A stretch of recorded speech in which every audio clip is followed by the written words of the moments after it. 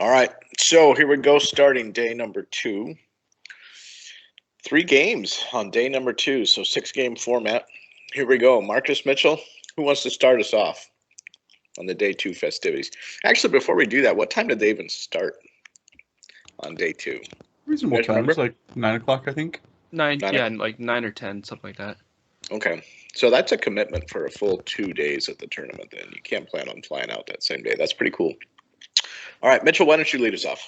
Okay, so beginning of the day, I was matched up against Derek. He had a Rivendell Lothlorien. So this is the guy you played, Marcus, in, I believe, Nashville on our previous podcast episode when you were running your dwarves. And so I was playing against him. He only brought that army. That was his only army. And it was Elrond on horse. He had like 10 Rivendell knights, I believe. Something around that. Gladreal with some guards of the Gladrim court, some wood elves, and some Gladrim warriors. And that was it. So just the 2 heroes. Two pretty good heroes. And obviously with the 10 Rivendell knights, that's a lot of hitting power. So I was trying to pick on what I wanted to play against him because he only brought the 1 army. And I was running through, okay, if I run Rohan, again, we're dealing with the fight 5, and there's even fight 6 in there issues. So I pretty quickly ruled Rohan out because, especially against other cavalry that has a lot of shooting power, it wasn't going to be a very good matchup, I don't think. So I decided to play the Balrog. The scenarios, I believe, was Breakthrough. And I think, do you remember the other scenarios, Marcus? I think this one was Assassination. I think it was Breakthrough, Capture, Control, and Assassination. Okay. So that makes sense to me. So obviously Assassination wouldn't work because he has Gladriel with a ring. And he has Elrond with a ring. Like 2 really hard people to kill, especially with Gladriel redoing the fate. So I vetoed out Assassination probably. And I think we got down to Breakthrough. So I knew based on, I was, recalling a little bit and based on what, because I remember Marcus talking about this army in our last podcast episode or whatever, the Nashville one, was that he kind of deployed way back. And I remember this game uniquely because Marcus had to play Capture and Control, I believe, against him with dwarves and Rivendell Knights and how spread out he was. So he deployed on the back line pretty quick. And so I deployed the Balrog right up the middle, and I tried to deploy all my goblins right in the middle so that I can kind of figure out which way it was going, right or left. And I was just going to basically try to keep him on his board half if I could, and then make the fight happen over his control point. And turn 1, I run the Balrog right down the middle, right at his objective. I think I kind of push a little bit up with the goblins. And he takes his Elrond with his Rivendell Knights and goes to one corner. And he takes Gladriel and all their elves and goes to the other corner. Completely split his army in half. But one thing I think would be helpful, Mitch, what's the composition of Gladriel? Did you already go through that? Because I think her warband was super unique. I remember there being guards of the Gladrim court, some like 6 wood elves with bows and spears, and a few warriors, and I think 1 banner. Yeah, lots of shooting and lots of that fight 6 to just mess up all of your heroes. Yeah. And so basically he did move, he split them, but still to be able to shoot. So I remember his Rivendell Knights and all his bows. I think he had a total of 15 or 16 bows, I think, total in his army. Elven bows that does some damage, obviously. So I knew I was going to take some damage. And again, my focus was try to mitigate my losses and fight on top of objectives. Don't go chasing him too far. And I think he rattled off a few kills the first turn. Nothing major. It was all warriors he was targeting, and I think he was just going for, okay, get his numbers down. That was what he was going for. He didn't even try to target the Balrog. He didn't even target. I made sure that my shamans and my captains had like 2 or 3 in the ways to be able to shoot at him. So he just only shot at warriors. Turn 2, pressed forward again with the Balrog a little bit, but I kind of slightly angled towards Elrond. And basically what I was trying to do was Elrond was the leader. No, Gladreal was the leader. Sorry, Gladreal was the leader. But Elrond was the elven made weapon and kind of the threat. And also those Rivendell knights are just sneaky of how fast they can go. And I was thinking if I could get a whip off, pull one in, hurl it back into the knights, dismount them all, that would be very good. And does Elrond's weapon give him +1 to wound against spirits? Yes, it does. So another good tool to use against a Balrog if you have to. Okay. So I kind of slightly angled towards Elrond, and again, he split the forces even more. So now Gladriel's like within 6 inches of the corner on this side, and Elrond is now behind a tent 6 inches from the corner on this side. So he's basically within 6 inches of his board half, and within 6 inches of the corners. Very, very split apart. So now I had to basically decide where I wanted to go. So I basically committed to the Balrog to Elrond's side. I sent my captain and I thought a good amount of goblins to my right side, but not towards Gladriel, just towards that right objective. And then I had all 3 shamans on the left side, kind of following behind the Balrog a little bit, but pushing a little bit left. And then when I saw him go behind the tents, I was like, oh, maybe I can pin him behind these tents. So I sent 2 of my shamans left. 1 shaman kind of stayed behind to make sure if there was anything going on, they could play defense. And then the Balrog kind of pushed right at the elves. And I was trying to pin him behind these tents. And he did a great job, an absolutely great job. Oh, and just a shout out to Derek. This was actually one of my most enjoyable games because, I mean, it was one of those games where we both had played a lot. You could tell he had played a lot of games. And just everything made sense. Hey, what do you think here? Is this outside of 8 inches? Yep, if that's what you want to do, that's perfect. Stayed at outside of 8 inches for the whip with a Balrog. And he'd be like, hey, how far do you think I have to move to be able to be in this range or whatever? It was a very enjoyable game. Communication was excellent, I thought. But he did a great job of staying outside of the Balrog's whip. So Balrog has still yet to whip anything, and he is basically 9 inches away from Elrond and the knights. Always. So I really tried to commit to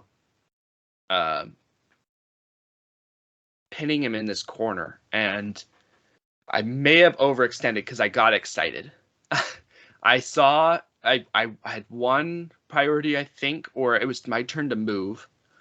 And I saw that my shaman, one of my shamans, was now in tremor range. So if he moved up 5 inches, cast 6 inches ahead of him, he would be in tremor range. And I got really excited. I thought I could hit 3 models with the tremor. So I got excited. I moved him up full 5 inches, and I did my laser, and I realized I could only hit 2. I was like, well, 2 is still pretty good. So I cast tremor, dismounted 2 Rivendell knights, but I killed one of them because it's a strength 6 hit. But now I have to send all my other goblins that went with the shaman 5 inches up and kind of form a battle line inside charge range where the Balrog can't assist. And I was like, okay, well, hopefully the goblins can last. They didn't last very well. Derek charged in and basically obliterated that goblin line. They did not last very much at all. I had very little goblins left. In fact, the only thing I could try to do was move my Balrog. He blew through it so fast, there was no even thought of sending my Balrog the long way around. I had to shortcut left because he was going through it so fast. He was going to make a blitz for my far left, and then he was going to have full wide open access to my left objective, to my back objective, wherever he wanted to go. So I had to basically take a shortcut with the Balrog, cut left, and try to cut them off if I could. I was able to, on the next turn, or maybe it was that turn that I tremored, run up and I shattered Elrond's sword. I mean, I think I did a double cast with 1 shaman and a double cast with my 3rd shaman, and then that first shaman obviously did the tremor. But I tremored 2 Rivendell knights and shattered Elrond's sword. So I was feeling pretty good about that. At least Elrond has the -1 to the dual roll, the -1 to the 2 wound roll, not a +1. That is when. So I lost basically the whole goblin line. Wait. You can't just skip over Elrond getting shattered that quickly. How does that even happen? He's resistant to magic. He's got all this will. I don't think he's resistant to magic, but he does have 3 will. I think he only gets resistance when he's within a range of Linder. Oh, Lindir, yeah. Lindir gets resistance. I thought that was a free will per turn when that happened. I thought he was base resistant. I guess I'm missing that. Either way, did he like just get cheap and only use 1 will and roll a 1 or what? No, I think he tried to use 2 will at first to resist, and he resisted the first one. But the second one that runs up and double wills rolls a 6 again for a cast. Okay. And you only have a single will to try to resist. It's very, very hard to resist that many shatters coming at you, especially when I'm double rolling. So I did shatter his sword, and I felt pretty good about that. He did engage my goblin line right over there and blew it up. And at that same time, because my Balrog blew left, Gladreal and her warband charged my right objective. And she started chomping through, well, her warband started chomping through those goblins on that side. So I'm like, well, shit. Like, this isn't going very well. I'm losing goblins left and right. My Balrog hasn't even been able to get his whip off. That is when I had to reevaluate because he was moving fast, drew me. I had to reevaluate. And Barkus and I had been talking about objective games, obviously pre-tournament, and knowing the mission, just stick to the mission, stick to the plan, stick to the mission. And that kind of stuck in my head, and I was like, you know what? I'm going to chase these Rivendell Knights all game long and never catch them. And I'm probably going to lose the objectives if I don't pay attention. So when he had engaged the Rivendell Knights, he finally left one in charge range with the Balrog.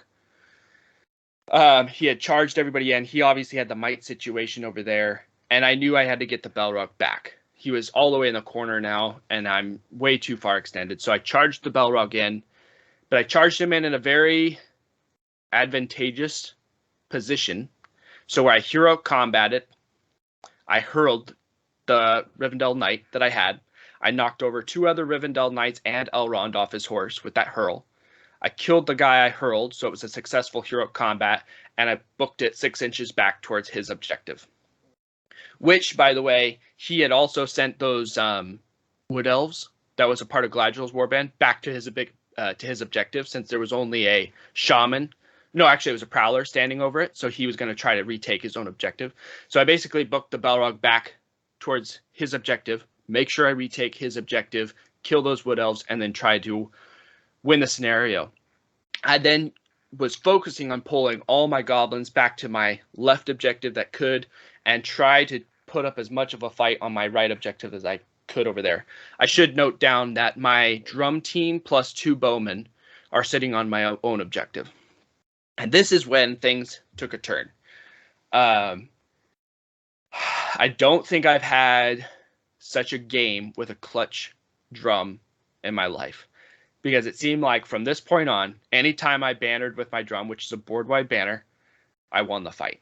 It was just ridiculous. Including, I'll fast forward a little bit, including 3 fights against Elrond, 1v1 against a shaman. My shaman won the fight 3 times in a row. Well, it's banner, but also Elrond's -1 on the duel. Yes. So it seemed like he rolled a 6, or he Lord of the West. He made sure he got the 6, which bumped it down to a 5. My stupid 1-attack shaman would, I lost the fight. Wait, let me banner that. Rolled the 6. Oh, look at that. I won against Elrond again. 3 times in a row. Elrond got pushed back. And Elrond is in the corner still. So my Balrog kind of pushes back towards its objective.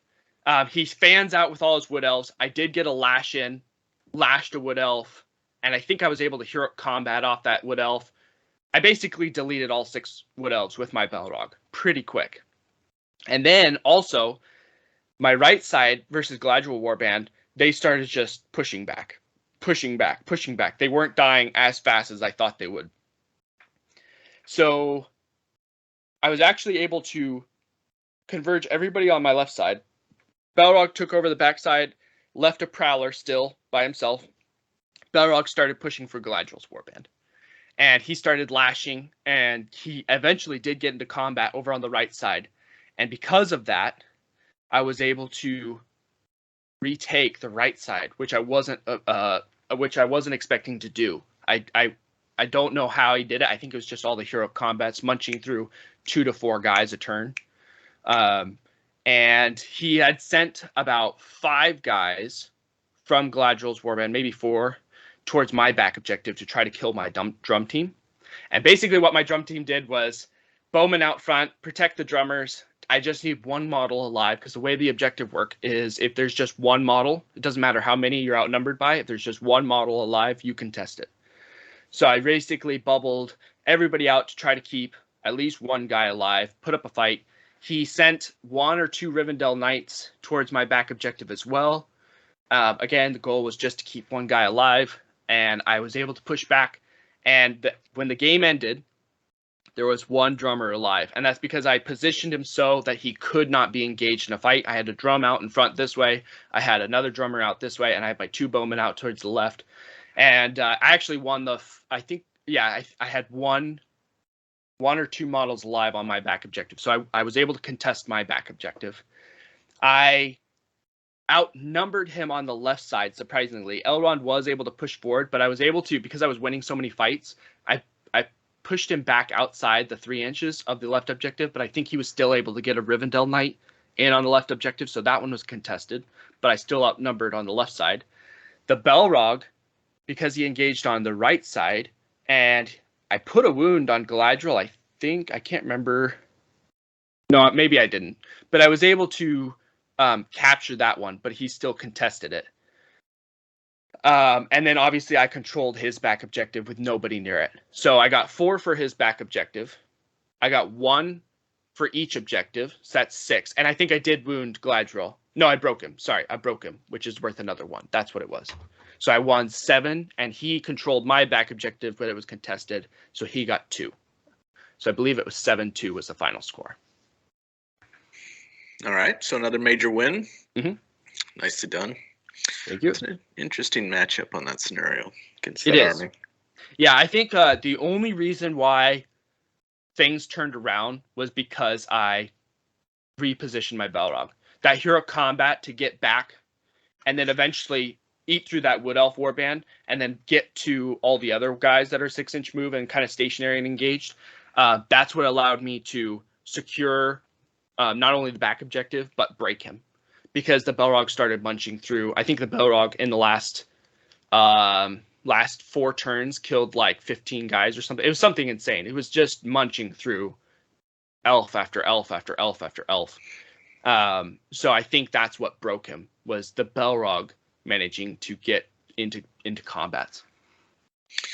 All right. Well, nice job. Thank Marcus, game 4, what you got?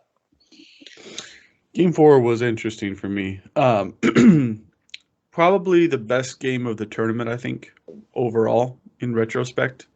I was playing on top table. We were right next to the TOs. I'll spoil it a little bit. We probably had like 5 or 6 TO FAQs where we keeping John and Mike busy the whole game, and they were getting stressed as we kept firing questions their way.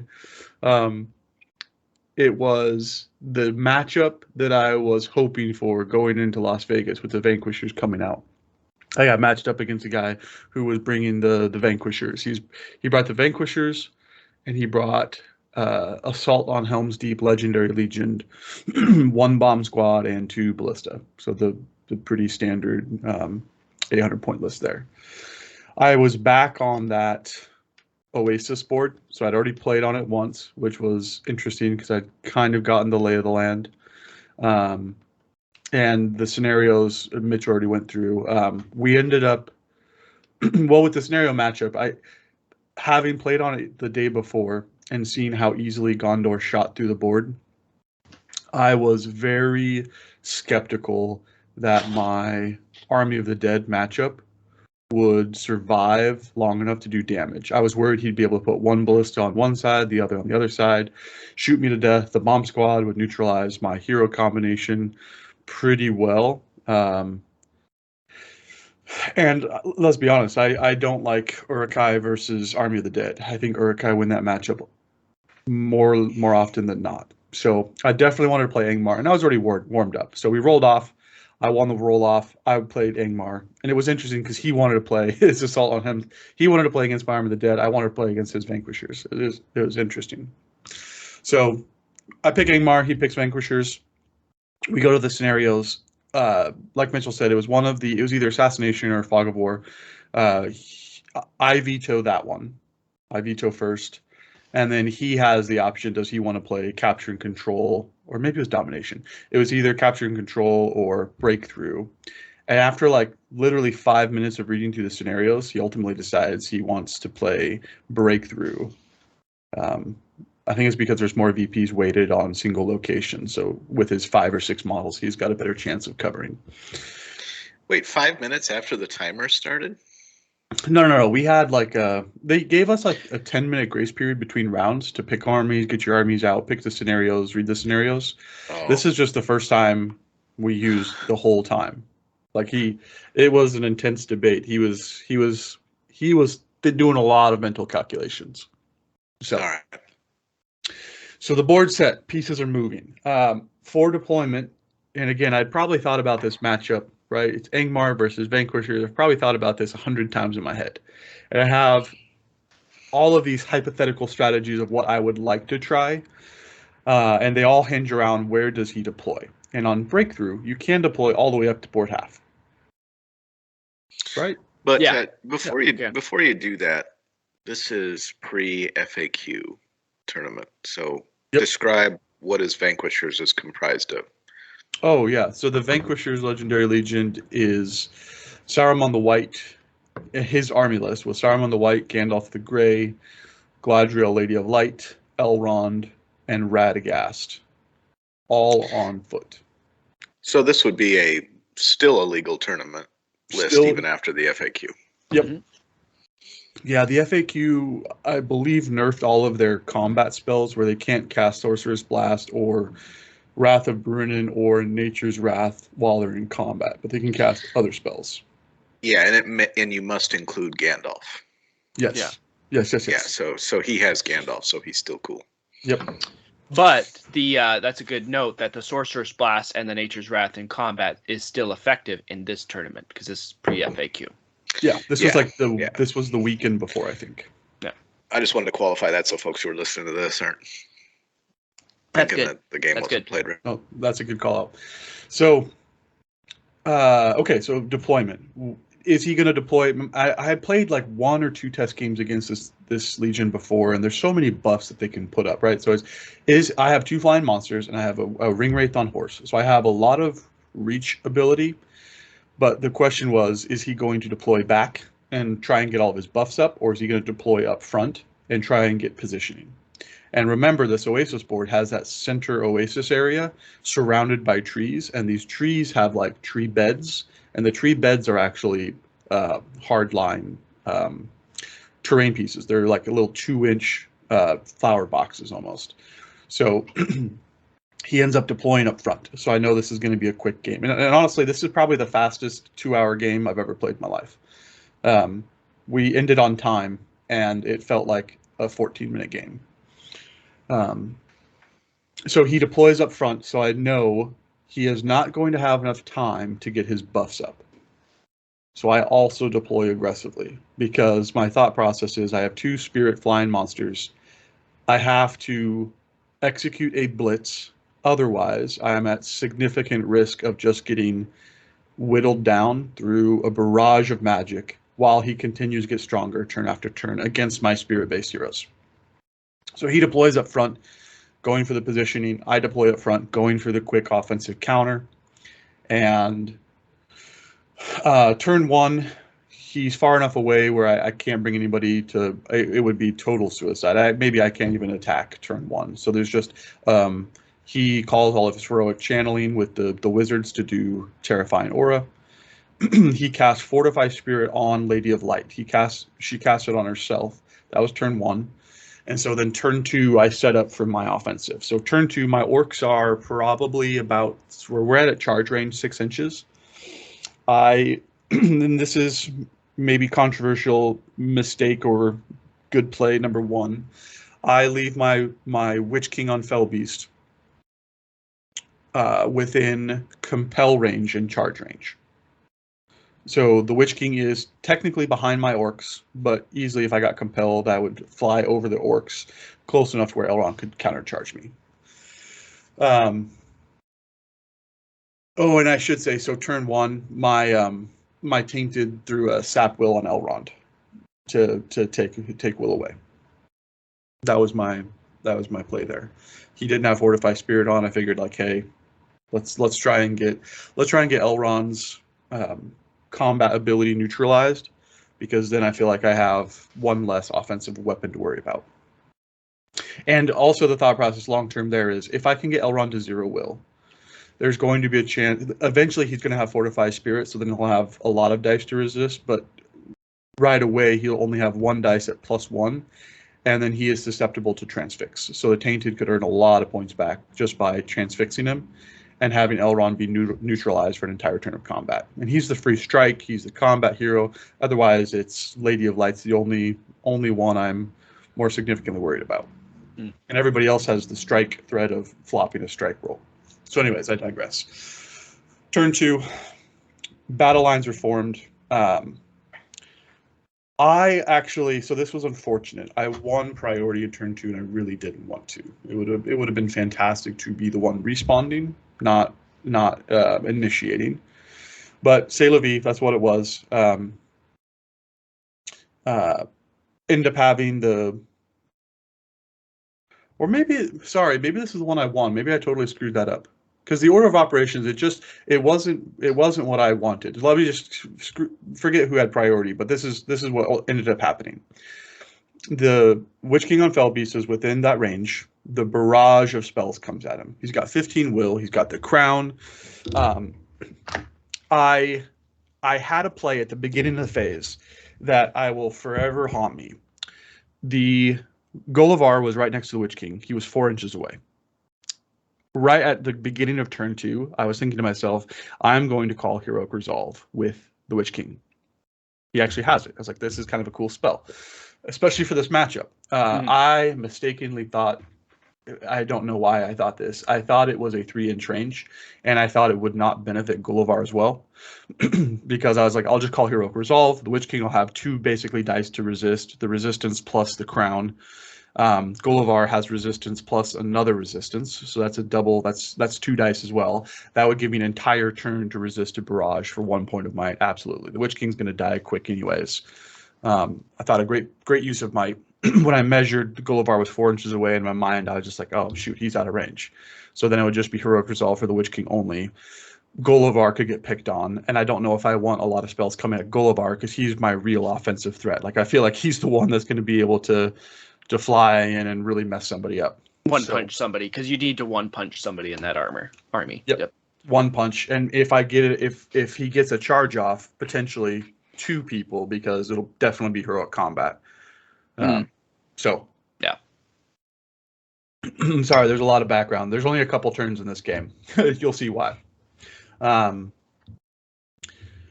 So barrage of spells incoming at, I don't call resolve, barrage of spells incoming at the Witch King. And this is where it's a dice game. It's unfortunate. Long story short, he started going through the commands, the compels, the transfix. There's so many of them. I think he started with the good banishment just because that's the smart play, because I have to invest resources there. All in all, I think I spent probably 11 or 12 will resisting spells, and I failed every single one. Even with the reroll.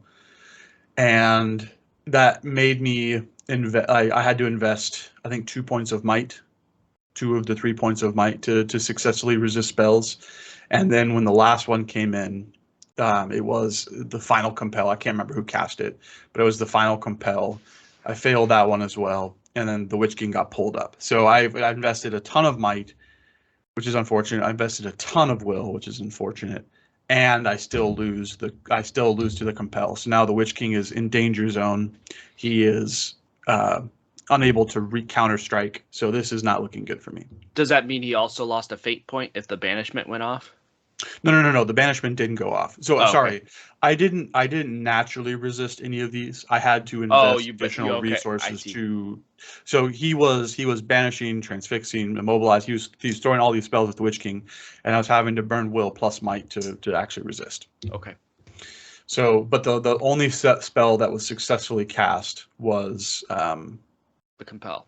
Compel. And actually, I think it was Panic Steed was the first one to come in.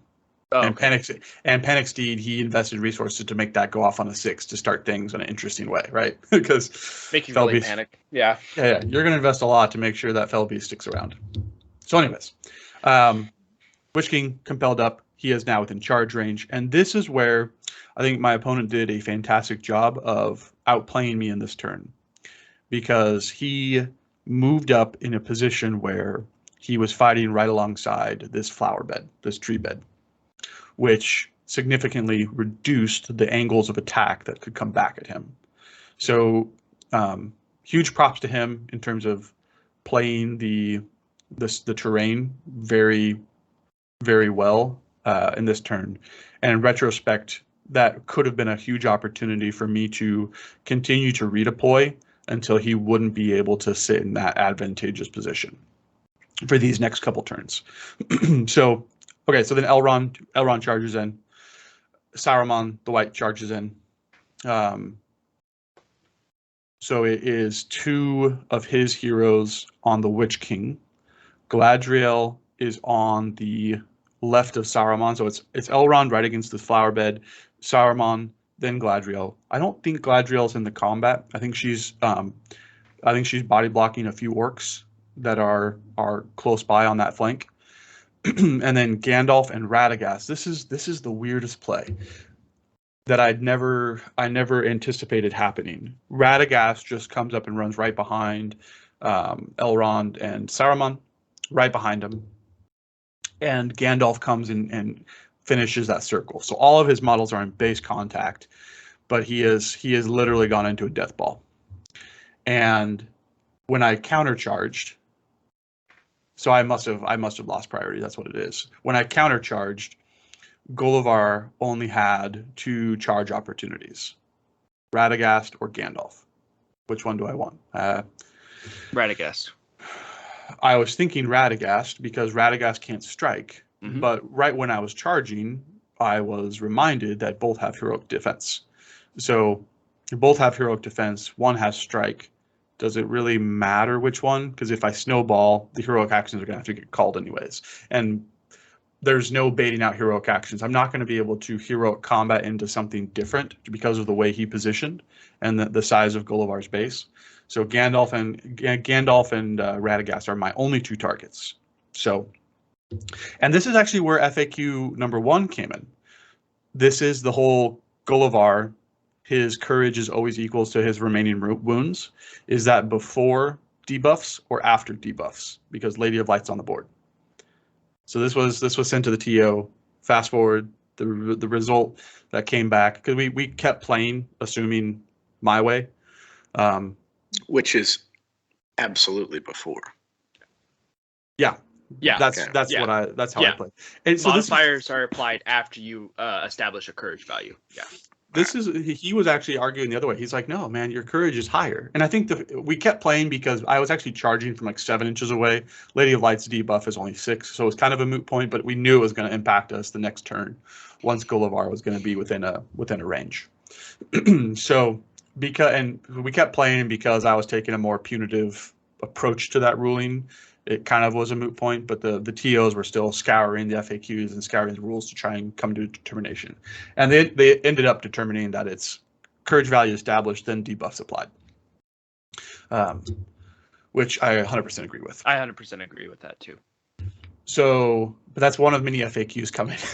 So, okay, so then Gullivar charges in. He charges Radagast. I actually get a couple charges off with my orcs, even against the crazy terror.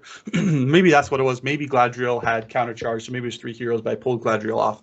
Anyways, he's got the death ball. I've got a few engagements. We go to combat. And so sorry, I hate to stop you, but you did end up charging Radagast with Gullivar. Yes. Okay. Yes. I think that's the right call, but go ahead. This is, well, yeah, we'll see. So, combats. And I actually think, I hope I don't screw this up because this is anticlimactic, but I swear this is what happened. Don't hold my feet to the fire if this is totally inaccurate. I am 99% sure this is the turn that I actually transfixed Elrond. Okay. So Elrond is neutered. And he's in combat with the Witch King right now? Yes. I hope I didn't mess that up. So we're going to skip all of the orc fights because nothing material happened. I'm going to do Gullivar, and then we're going to talk about the next turn. That way, even if I messed up slightly what happened in this turn, over the course of these two turns, it's accurate. So Gullivar went in. Radagast absolutely called heroic defense. I was left with a decision point. I am definitely in a suboptimal place. If I get lucky with my dice and kill Radagast, I can kill Gandalf because Gandalf didn't call anything. Gandalf did not call heroic defense. If I hadn't barged yet? No. So this is the first combat. So I'm thinking like start of the fight phase. Does Gullivar call heroic combat? Because I do have a target. I could get Gandalf, but I have a heroic defensive wizard in front of me. So like, what do I do? Because if I know Barge! I'm going to lose. Barge! That I like Matt's idea there. I didn't even think about it. If you barge, you don't even have to deal with the defense. Worry about getting through the defense. Oh, okay. So I see what you're saying here. This would be a huge plus on his deployment because remember, every single one of his models are deathballed together, and so if I were to barge, he wouldn't have been able to escape anyway. So he would have just gone prone, and then I wouldn't have the ability to get to Gandalf because Gandalf was like looped a little bit around, and I have to move in a direct line. So then I would have to charge 2 wizards basically to get to Gandalf. Can't you? You I guess can't no use your control fly zone. special rule in the barge movement. You can, but you still have to move in a straight line. There's no angled lines on barge. So I rule that you can play fly to like move over people and not worry about terrain or obscuring features. But we're gonna have to add that one to the rules debate episode because I think it just gives you dice movement. You get D6 movement. Yeah, you can move wherever you want. I think he's talking about you barge them in a straight line. Move the people. Barge them in a straight line. Yeah. And then Gullivar could have flown D6 inches any way he wanted. Yes.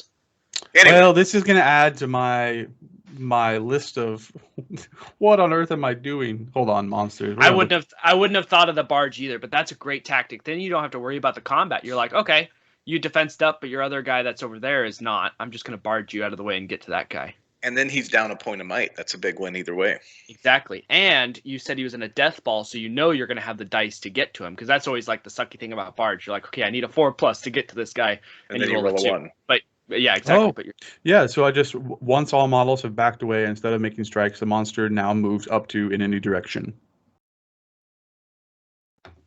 So I don't know where the whole straight line came to. Okay, so yes, absolutely, maybe even a superior tactic, and I should have thought about that and planned for that.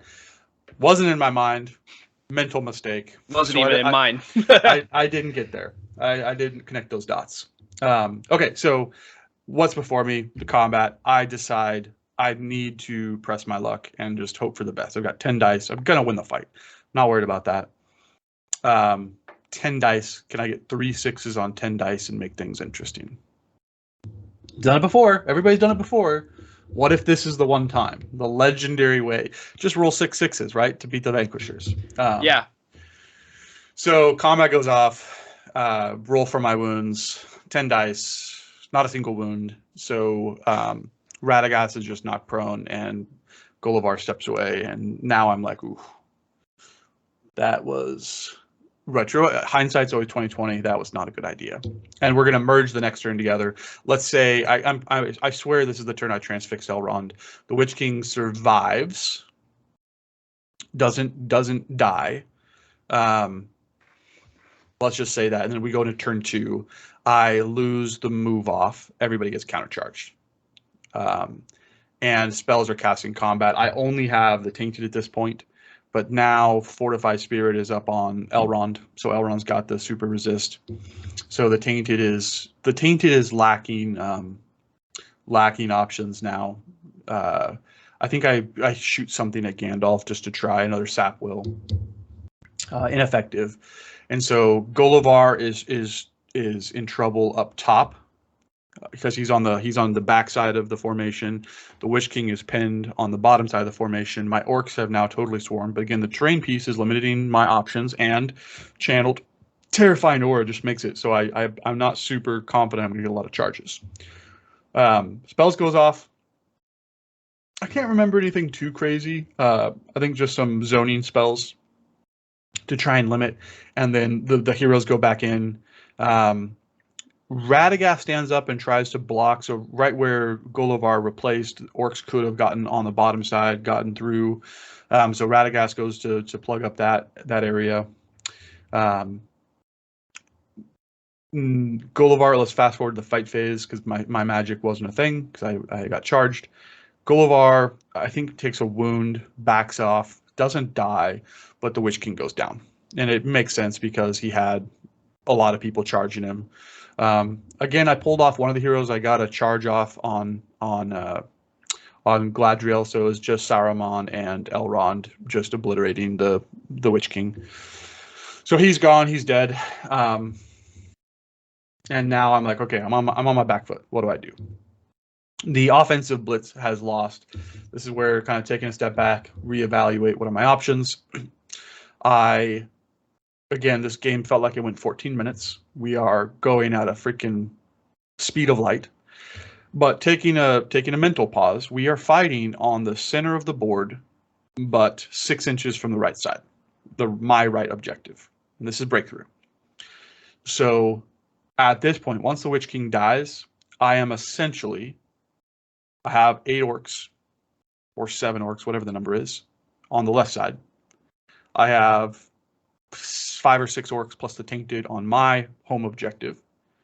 And I've got an entire warband of 15 orcs, or 10 orcs, a turn away from his back objective.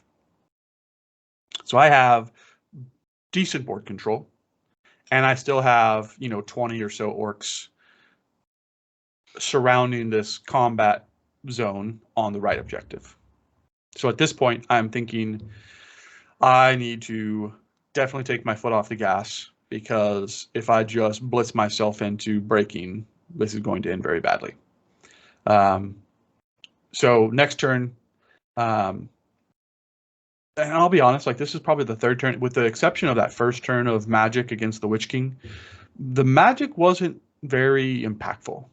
Gandalf tried to cast his spells to restore Elrond's will early on. That failed, which means now Gandalf's out of spells. Saruman actually got charged like every single turn. And Saruman had this was crazy. I failed every single charge except when charging Saruman. And it was like for 2 turns in a row, I actually had a 2-handed pick orc, like charging Saruman. So he got a spear support. So like, okay, this is getting interesting.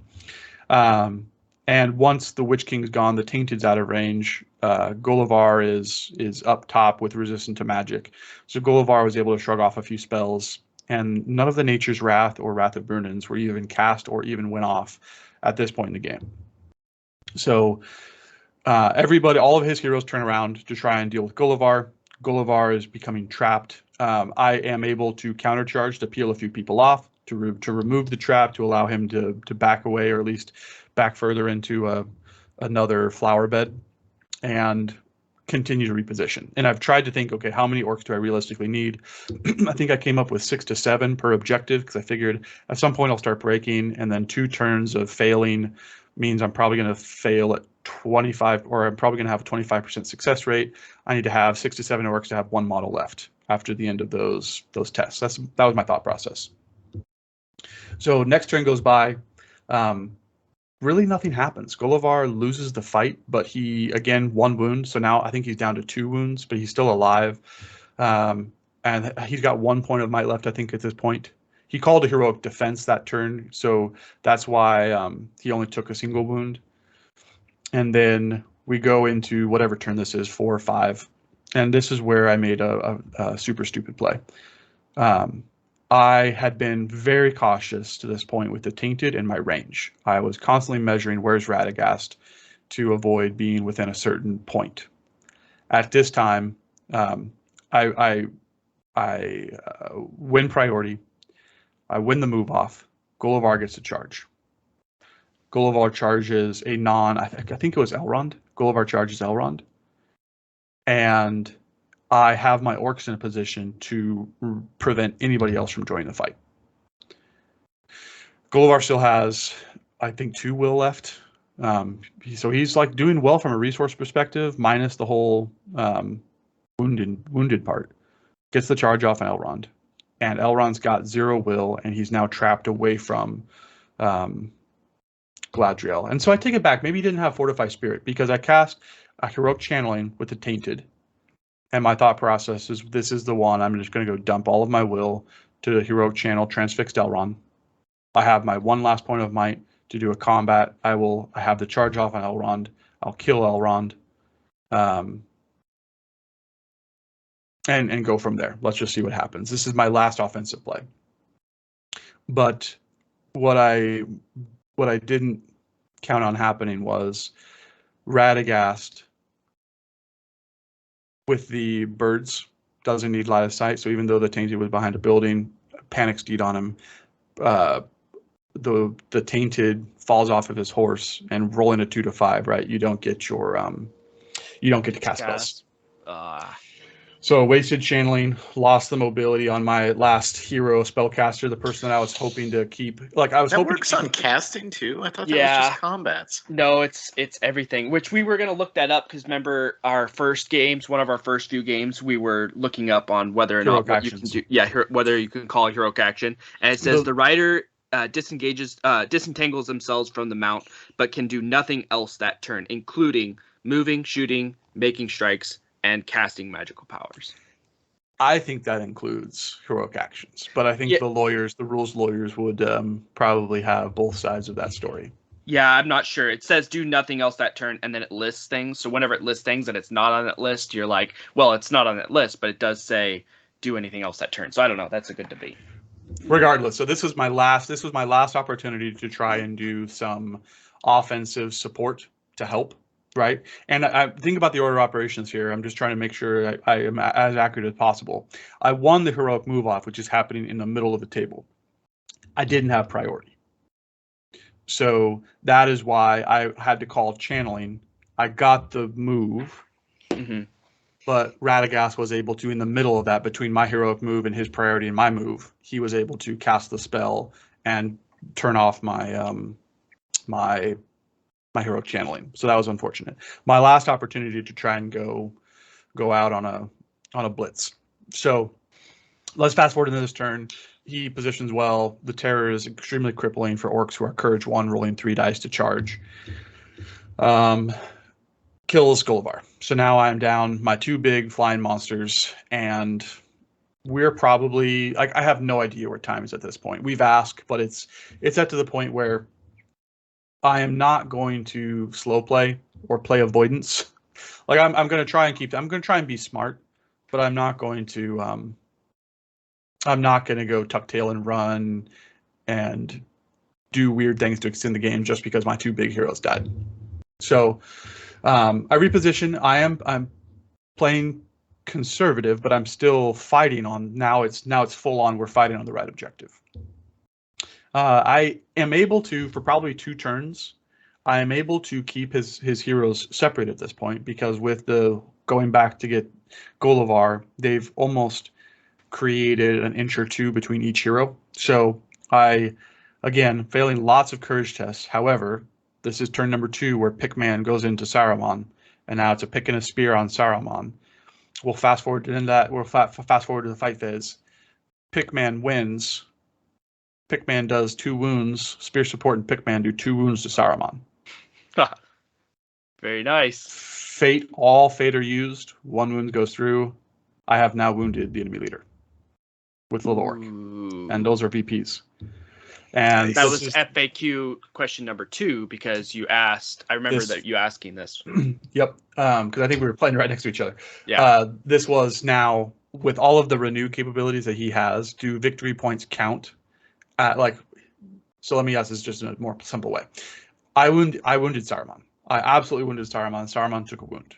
The victory point condition says you score a victory point for wounding the enemy leader. The counter argument was if renew goes off and he goes back up to 3 wounds, do victory points get scored at the end of the game where you say Saruman is at full wounds, therefore he never took a wound. My opponent said he had it basically ruled both ways, so it was always a toss-up. He was leaning towards renew would prevent the victory points, although he said he had it both ways. And you can never take VPs off the board, ever. That's what I thought, except with Durin. That's what I thought. And after this is an FAQ where we told them like, hey, take your time. This is going to be important though at the end of the game. So we need a ruling, but we need the ruling at the 2-hour mark. But they are also getting inundated. I think this is the game they were answering like 15 crazy questions. They had all their books out. They were earning their money. They were earning their money. But Durin doesn't take VPs off the board. He prevents them from occurring. Once the VP's on the board, it never comes off. That's fair. Okay, so I agree with you, Matt. Like I definitely think you're correct. What, Mitchell? What? Nothing. What? I'm being a smart ass, that's all. What? When you capture an objective and they capture it back. VPs come off the board. Well, those aren't scored until the end of the that's game. True. No, that's true. Okay, good point. All right. So what did they settle on, Marcus? Ultimately, they settled on, and I think I used some good logic here. I said, this has only been a hot topic in the last 3 months when the Vanquisher's Legendary Legion came out and everybody remembered the spells that have been in the game since the game was founded. Renew or Wound Restoring. This is not... Gandalf has been on the board and Tom Bombadil have been on the board since the game was designed.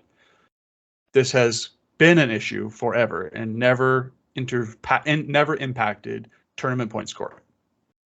If I score a wound on the leader, I scored a wound on the leader. I don't care what you do to that wound later. The wound was still scored. Therefore, I get a victory point. That was my argument. And the TOs, after looking through all of the FAQs and reading similar type rules, which they went above and beyond to scope this, just because we did tell them like, hey, this could determine major minor. Like this is gonna be a big deal. Towards the end of the game, they came back with an official ruling that said, if a victory point was scored, if a wound was inflicted, victory point scored and locked in. Okay. So I've got my wound on the enemy leader. I agree with that. And I'm just going to put my lawyer cap on a little bit, just because if you look at the victory points conditions on the scenario, it says 1 point for causing 1 or more wounds. Did you cause a wound? Yes, I caused a wound. Doesn't matter if he's at full health or not. I caused a wound on the leader. That's where I'd be pointing to if I was a lawyer. Yep. And the FAQ backed you up. Did it? Yeah. Okay. Yeah, because the FAQ came out later, right? Yep. They didn't FAQ the Gullivar courage debuff. They didn't FAQ. I still feel confident about that ruling, though. They've FAQ'd so much with Gullivar recently with the attack characteristics. When does that take effect? All of that. Yeah, so I feel good. But anyways, back to the game. I've now scored a victory point, so I am feeling much better. It's 2-1 because he killed the Witch King. I've now wounded Saruman. Am I going to kill him? No, because the next turn, Radagast went into base contact. Gandalf did the renew. Like Saruman was back up at full stats immediately. But I got my point. So it's 2-1.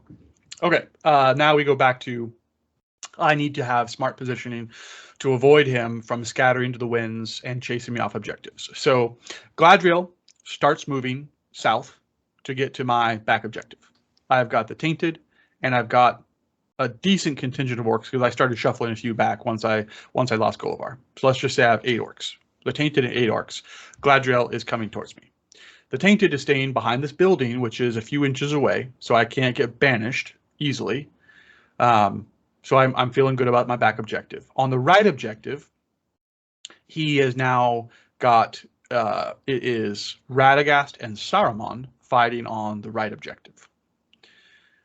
Gandalf starts to make the play to march all the way across the board to the left objective. And Elrond starts to move back to his home objective, which is completely encapsulated. And this is where I say it every single time, yet I keep making this mistake. Reading the scenario, especially between turns, like during his movement phase, there's no reason I shouldn't be quickly consulting the wording because it's so important. And I'll skip the next 4 or 5 turns. The only thing that changed is Gladreal, when she came south, she was actually inundated with a few orcs. I blocked her off. She lost 2 combats. And so she was neutered. She lost priority and she lost a few combats. So she did nothing for 2 turns. And I think that freaked him out a little bit. So Saruman started marching south as well to provide additional support. So now, right objective, I definitely have it blocked with significant numbers against Radagast. Left objective, Gandalf is running towards 6 to 8 orcs. His back objective, Elrond's running towards 8 to 10 orcs. My home objective, Gladriel and Saruman are running towards the Tainted and, again, 6 to 8 orcs. The wording on the scenario, I got it wrong, but the wording is if a model is within 6 inches, right? Or within 3 inches. Yeah. There is nothing about outnumbering. It's not double, and I thought it was double. You mean like double or nothing, right? You mean if you have more than twice, you score full? Yes. Yeah. That's so I mistakenly thought that was the wording, and so I'm fast forwarding through all these turns of movement because what happened was I allowed Elrond to travel probably 15 inches unencumbered straight at the objective in the back line. I allowed Gandalf to travel unencumbered 24 inches from right objective to left objective unencumbered. And Gladriel, I did body block her a little bit, but still should have played that differently. I should have been, instead of sitting on top of these objectives, what I'm saying is I should have deployed well in advance, preventing them from being able to march. Like they would have had to engage in combat. They would have had control zones to deal with. With only one model, it is not hard to body block with control zones. And Elrond's out of might, so there's no heroic combats. Gandalf's out of might, so there's no heroic combats coming. Elrond's out of will, so there's no crazy spells happening that's going to allow him to march through. Like that was a critical mistake because that could have slowed. I said this is a 14-minute game, but now we're getting to the point where we are getting very close to time, just because of how crazy long each of these combat turns go. So I'll fast forward to the end. The last 2 turns of sequencing all just kind of merge together. He ends up breaking me on the turn before the end of the game. So I start having to take courage tests. So then my numbers start thinning. I still have enough, but my numbers start thinning. On the bottom objective, he does instill fear, several times. He ends up killing the Tainted with a banish. Tainted dies. So I have orcs only. And then it's Saruman casting double spells. So he's doing the Sorcerer's Blast plus the Compel to move people away, then still fear plus to move people away. However, they still had to both go into combats because I had that many orcs left. And if, again, this is where the wording, I finally reread the wording and realized the mistake. If either one of those shield orcs survived, which I've been winning a lot of duels, I stay on the objective. So he's got some critical, he's got 2 combats, he's got to kill 2 orcs. He's scared everybody else away, 2 guys left to kill. On the left objective, Gandalf's now showed up. He's trying to blast and do things, and he has might. I guess he has might left for combats. So he goes into he blasts, and he goes into a charge, trying to set up hero combat to get. And I'm not counter charging because Terrifying Aura, I'm going to fail. So I try to reposition far enough to where he can't get to 2 orcs, etc. Unfortunately, on the left side, the last turn, I fail courage test to the point where I just have 2 orcs left within scoring range. Or maybe it was 3 orcs because he kills 2. So essentially, we'll just say that 3 orcs, 2 orcs unengaged, 1 orc engaged. On the right side, Radagast has whittled down my numbers here, so it's the same thing. 2 guys left with a Radagast, being able to charge 1 of them. And on the back objective, it's Elrond. And I still probably have 5 orcs left. But Elrond charges in and charges 1. So he's within 3 inches, engaged with 1 orc. So the final turn of combat, he gets the kills down below, so he scores 4. He gets my back objective. So now it is 6 to 1 because he already killed the Witch King, and I wounded Saruman. On the left side,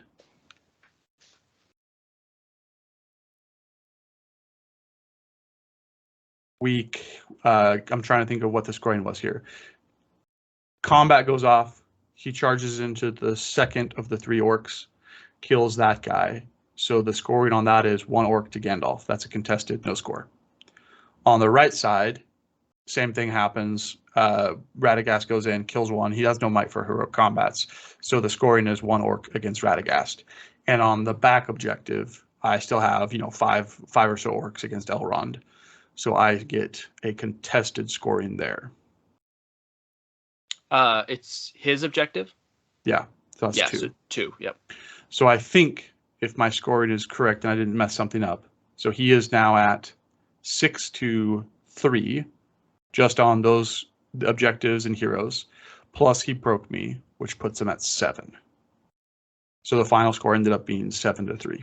And the frustrating part is it was a fantastic game. It was incredibly nuanced. It's a game I wanted to play just because of the matchup. I thought it'd be really fun, challenging and fun. It was challenging for him because it was an objective base. He actually drew 2 objective based scenarios, so I could have had a better scenario to try and test my theories out and test the army. If it was assassination or something, I think it would have been a lot different because that wouldn't have been as fun to play against. There would have been a lot more challenges, is what I'm saying. But the frustrating piece is if I would have done a better job of reading the scenarios in the moment, there's no way I wouldn't have scored 4 victory points for his home objective. It was just too easy. That should have been 4 guaranteed instead of the 2. Yep. And on the left side, I absolutely should have scored a victory point. Like, there's no way Gandalf should have gotten there. Even with the spells and the resources that he had, he just didn't have time, movement, or the amount of turns required to get there if I would have been blocking him up front. So that would have, instead of 0, that would have been 2? Well, or at least 1, right? Because contesting is 1 point. Nobody is 2. I don't know if I would have, because he had the spells, I don't know if I could have kept him completely off, but I should have stalled him to the point where he wouldn't have been able to burn resources to scare the last few people away. So I think I should have scored 1 victory point for the left side. And so right there, that's a differential of 3. That's 3 victory points just because of bad positioning and bad play. And it's just so unfortunate because I still would have lost, but as we'll see towards the end of this event, minor losses are so much better than major losses, and 7-3 is a major loss. So, all right. Well, it sounds like you did. Sounded like a very fun game. I remember because we were playing next to each other. I remember looking over multiple times and seeing like 100 orcs on each objective, just doing a big circle on each objective, and I was kind of like looking over every once in a while. But it looked like a fun game. It was, and I still hold. I know they got FAQ'd. They lost some magic. I don't think the magic is why that army was tough to face against. And this may be a controversial, unpopular opinion. I think the nerf should have been something about the resistance to magic and fortify spirit being able to stack with the +1 to resist being close to friendly models. I think that is why the army is super challenging, not broken, but super challenging, especially for evil matchups. I think that's what makes them almost nigh impossible to go up against as an evil magic army. Because think about it, the only chance I had with 2 wizards was the fact that he deployed up front. We talked about this post-game. If he would have deployed back, given him a few turns to put buffs up, he would have lost positioning, but it wouldn't have been any different than the end of the game because he still had a lot of distance to cover. So if he should have deployed back, gotten all of his buffs up, and then engaged with a fully buffed army. Then what do? My options are way more because my 2 spellcasters are essentially dead weight. At 3 free dice to resist, at all 3 dice +1. What are the chances I actually get a roll off? Is it realistic strategy to hope I get a 6 and he rolls a 1? I don't think that works. But they nerfed the combat spells. I'm sure everybody who had horses and cavalry and all of these other matchups they were excited to play against, they're all happy for the changes. But I don't think that's why the army was challenging. Because you flip the order of operations when you're charging. You charge second instead of first, and then the spells don't matter. Unpopular opinion. Well, okay, so that's your first loss then, right? Trying to track this through. Yeah, I'm 3-1 now. 3 major wins, 1 major loss. All right. And I am also 3-1. Well, take us into 3-1. Yep, 3-1. take us into game 5, Mitchell. All right, so game 5, I just had a fantastic game with my Belrog. Where my Belrog does everything you want a Belrog to do. Shatter Shamans did great, feeling pretty good about it. I come up against a Mordor, and I actually do remember these scenarios, I think, because the scenario options were Fog of War, Storm the Camp, and because I do remember Storm the Camp came up, and I'm trying to remember the third one actually. I remember Storm the Camp, Fog of War, and I think it was maybe it was another objective one. Do you remember, Marcus, what the third one was? Destroy the supplies. Destroy the supplies. Thank you. That was it. Thank you. So it's destroy the supplies, storm the camp. Well, and pause here too, because this was also a loop, because we have 10 minutes between games, and they made several announcements on both days that they were not including storm the camp or heirlooms of H's past in the potential pool of scenarios to draw from. Yep. And this was a little bit of a change because they included storm the camp on this. Yeah. Which was surprising. Yeah. I didn't expect that. But so I looked at his army. He only brought one army again. It was a pure Mordor force. It had a Witch King on horse, crown, 16 will, I think. 3 might, 3 fate. No Morgul Blade. That was a big one. No Morgul Blade. He had Kardouche.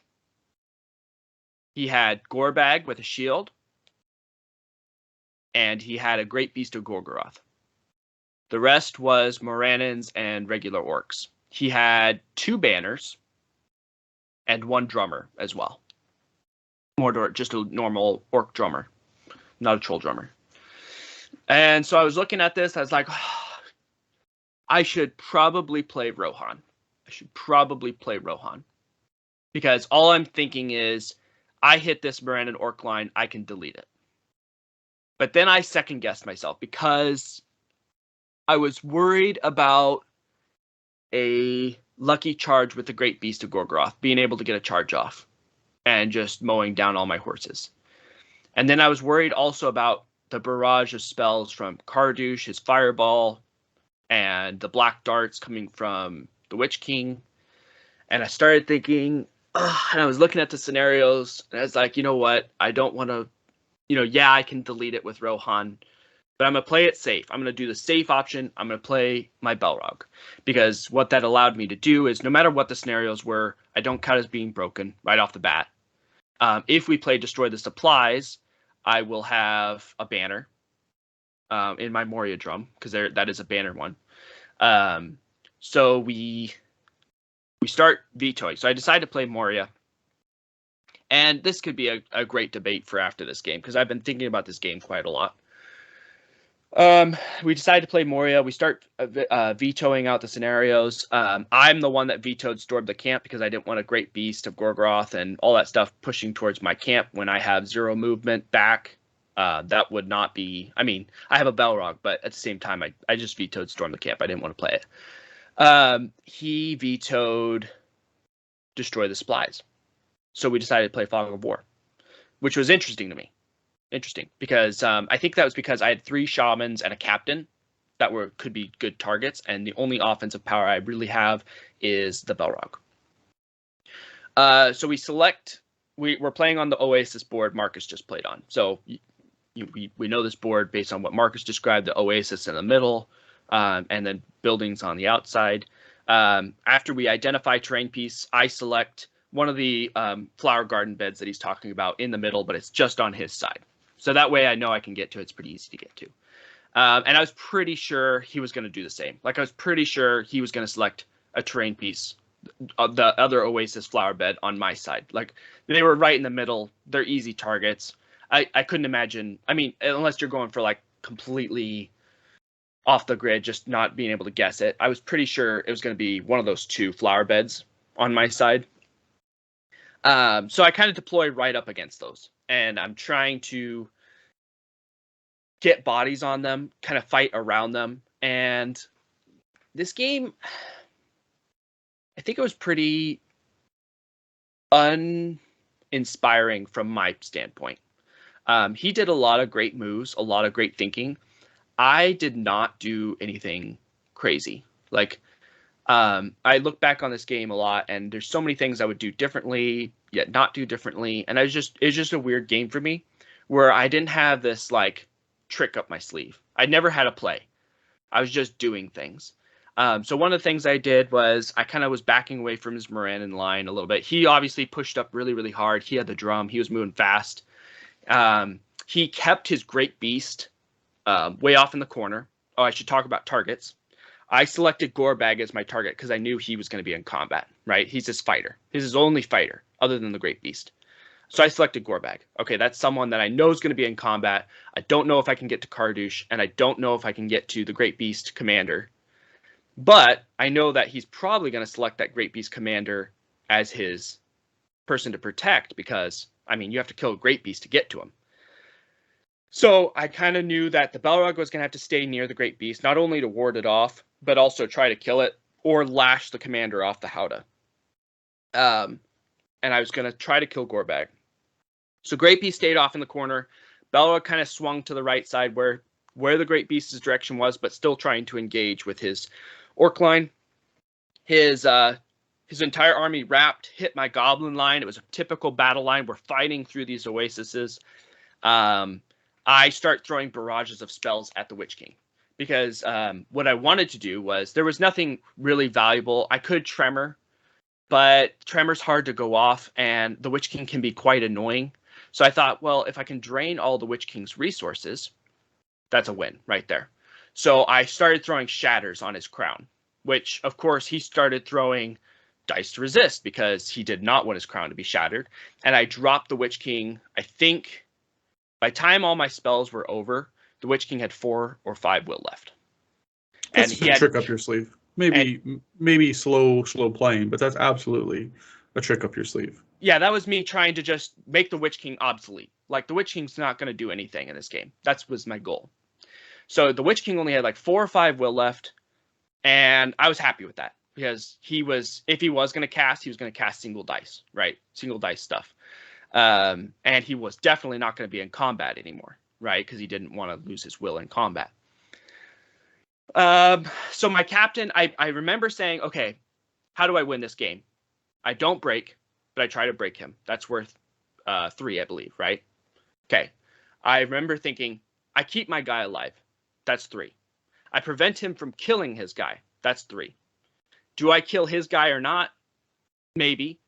Do I prevent him from, saving his guy? Maybe. I don't know. But what I can control is making sure my 3 shamans and my captain survive. So I literally created a big ring. I had goblins as my battle line. I had the Balrog over here. And I had my 3 shamans and the captain. Basically, by the end of the game, they had hopped up on this flower garden, and they were staying right there. They were all staying right next to each other, fully protected from what I was trying to do. Because for all intents and purposes, you've taken Black Dart out of the equation. Yes, that was also what I thought. I had taken Black Dart out of the equation. So we start. I think he had 5 will left. Let's just do that. Balrog engages throughout combats. I line up a juicy hurl. I knock over 9 models, including Kardouche, his banner, the Witch King on horse, and like 6 or 7 orcs. It was a crazy hurl that I got off. And I knocked over basically his whole battle line with this. I didn't kill a single model. I hit like 9 things, didn't kill anything. But I did. Even the guy that got hurled? I think he Yes. died. But the things I hit him with, the guy that obviously took all the hits died. But the things I did hit and knock over, they didn't die. But they were knocked over. But I was hoping for a little bit more juicy, which did come back to haunt me a little bit. At this point, the Great Beast starts pushing forward. I'm like, okay, here he comes. And this is where I was thinking in my mind, okay, can I lash the commander off the Howdah? There's going to be an in the way of the Howdah, but that could be a really cool play because I pretty much know that's who he's protecting because he kept him in reserve in the corner. We're going to be fast forwarding through a little bit. Oh, first turn of combat. This is a big one. This is also the other reason why I relaxed super, super hard. Gorbag engages my battle line. He's attacking 2 goblins at a time because that way he gets his attack bonus. He heroic combats, so he burns a point of might there. Rolls a 5 high. I roll a 6. He burns his 2nd point of might to win the fight. Kills the 2 goblins in front of him. Charges the 2 spear supporting goblins, so it's just 2 models. Loses the fight. My 2 goblins roll double 6s. Put 2 wounds on Gorbag. Gorbag is just a captain stats. 2 wounds, Yes. 1 fate. Yes. And he's 1 point down of might now. 1 point of might now. He rolls a 2 for his fate. Gorbag dies. Gorbag dies. First Gorbag turn, dies. First turn. and that's your target. That's my target. Ooh. So now I'm not counting as being broken. I've killed my target, and I just got to keep my guy alive, and that's 9 VPs right there. Easy. It doesn't matter what he does, as long as I can break him, right? Like that's the thing. So I'm sitting there going, okay, I can just make sure I keep my heroes alive. That's the big thing. Keep my heroes alive. Fast forwarding through the turns a little bit, the Balrog loses a combat. Not the end of the world. It happens. I was a little upset because the combat he lost was the combat I was going to try to send him into the Great Beast. He wouldn't have been able to get there, but he would have been 1 inch away from the Great Beast. And I was trying to get him into the Great Beast, but he lost the combat, so now he's still 7 inches away from the Great Beast, which is very, very critical. Because what the Great Beast did was run past the Balrog and kind of loop around towards the back of my battle line. So the Balrog tries to chase after him. And this is where things started to fall apart for me. Because the Witch King, as you know, only has 5 will. He black darts my captain. Okay, captain is his target, right? How many dice? Was it just a lucky roll, or did he do it right? He single-willed it and crowned it to make sure it goes off. Crown of Morgold. So it went I off. guess you didn't take Black Dart out of the equation. I didn't take Black Dart out of the equation. And Did I he failed. wound? He did wound. I failed to resist with my single will. So my captain's down at 1 wound, no fate left. Okay. All right, that sucks. But you now know his I target. now know who his target is, and my guys. I'm protecting one of my shamans. I don't know if I mentioned that at the beginning. I'm protecting one of my shamans, and he is in the middle, in between my other 2 shamans, on top of what I think his terrain piece is. Because as this battle line is moving, he starts climbing terrain pieces, and he's climbing both flower beds, but he's kind of emphasizing the right side. So I kind of pile everybody onto the right side. I still pile a couple of guys on the left side to make sure, in case that's his terrain piece. And then that also, what that allows me to do is try to get a last minute guy onto my terrain piece. And I'm slowly moving guys behind the Balrog, around the Balrog, so that I can get to my terrain piece. So the Great Beast runs past the Balrog, and they fire some arrows. Okay. They start targeting the captain. Not a big deal. I don't think they did any wounds that turn. Next turn, Balrog is now chasing after the Great Beast. Next turn, Witch King. Now 4, maybe 3 will left. I think it's 4. 4 will left. Single dice compel on the captain. Pulls him out because I have no will left. And with a crown, he was able to get it off. Pulls my captain out. He's not in charge range of the Great Beast, so he's not going to get trampled, but he's close. He's out in the open. Great Beast moves up. He has, remember, on one side of the Great Beast, you only have like 5 or 6 shots you can do because of line of sight. Works. It can only see over. But with his 5 or 6 orc bows, he kills my captain. Okay. So I've lost the guy he was trying to kill. All right. But I've killed his guy. He's killed he's killed the guy he's trying to kill. I killed the guy I'm trying to kill. Both our guys are still unwounded. It comes down to breaking and terrain. So I'm really piling guys on the train. Balrog is now really close behind this Great Beast. I will note that at this point I did a lash. I tried a lash on his commander, and I missed. So I wasn't able to get my lash, pull him off. But now I know that the next turn I'm going to be charging him. And now, because he's run next to where all my other goblins are, I don't think you can trap Great Beasts, but it just throws more dice into it to try to kill this Great Beast and punch it. So I did surround the Great Beast. And this is the next turn, by the way, just so you know.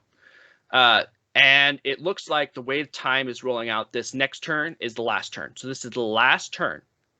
I finally charge the Great Beast. I surround it with a bunch of other goblins. I still have my 3 guys on his terrain piece, what I believe, my 3 shamans, still unwounded. I throw 1 goblin on my terrain piece. And I'm sitting there, okay, I've got my terrain piece. My guy's still unprotected. I've killed my target. I'm not going to be able to break him, but hopefully I can kill this Great Beast of Gorgoroth, and he takes falling damage. And so his guy he's trying to protect isn't going to survive the damage. Plus, I have this sneaky little Set Ablaze special rule that I can do with the Balrog where I ignite him. Okay? That was my goal. The Witch King then rolls a 2 dice, so that brings him down to 1 will. Transfix on the Balrog. Oh, I screwed something up, guys. I screwed up the fact that earlier the Witch King did try to transfix the Balrog. So this is like 3 or 4 turns earlier. The Witch King threw a single dice transfix and got a 6 or something like that. Or 5, I can't remember. And I thought, you know what, the Witch King's got limited amount of will. There's not much he's going to be able to throw back at him. I'll just throw, I think I threw 8 will at the thing. And I was like, I'll get a bunch of 6s back, but I'm going to guarantee I'm going to get this resisted, get a few 6s back. I only got 1 6 back. So the Balrog is at 3 will. Plus resistant magic. Plus resistant magic. So you're going to burn it all here because the next time the Witch King casts, he kills himself. Yeah, so he throws a 2 dice transfix on this last turn. And so the Witch King's at 1 will left. So he's still alive. He gets this 6. And I think he mited it to make sure it was a 6. And I was like, well, I never thought I'd be at this situation. Otherwise, I wouldn't have burned the 8 will in the first place because I can see Marcus is shocked that I did something like that. I was just like, I'm going to get will back. I'm going to get. That wasn't shock you saw from Marcus. That was judgment. Yeah. Anyway, so now I'm throwing 3 dice. This came back to haunt me because now I'm throwing only 3 dice plus my resistance to magic. And of course, I didn't get my 6 to resist. So the Balrog now is transfixed against the Great Beast. And on top of that, he can't do his Set Ablaze on the commander. What was that?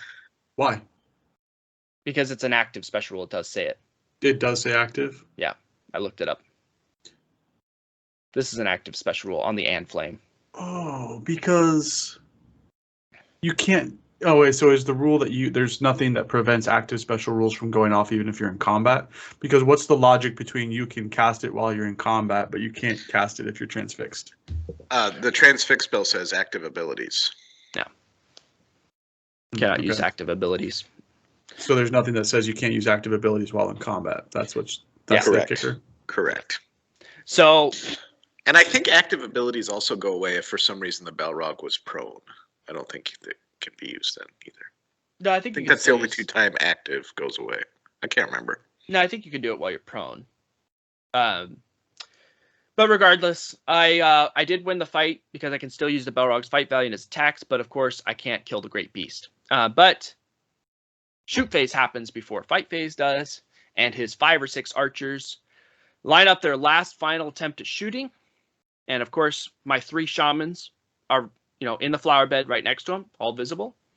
And he goes, which one do I want to pick? Which one do I want to pick? And I'm sitting there, keeping a straight face. I'm just thinking in my head, don't pick the middle one.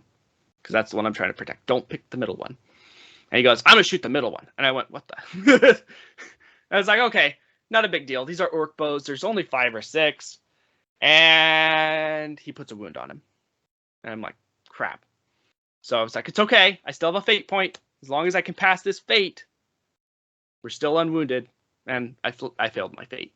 So the one guy I was trying to protect is the one guy he targeted with those 5 or 6 orc bows in the end. And that's the guy he put the wound on, and I failed my fate. So now the guy I'm trying to protect has taken a wound, which it goes down from 3 to 1 VPs, I believe. Something like that.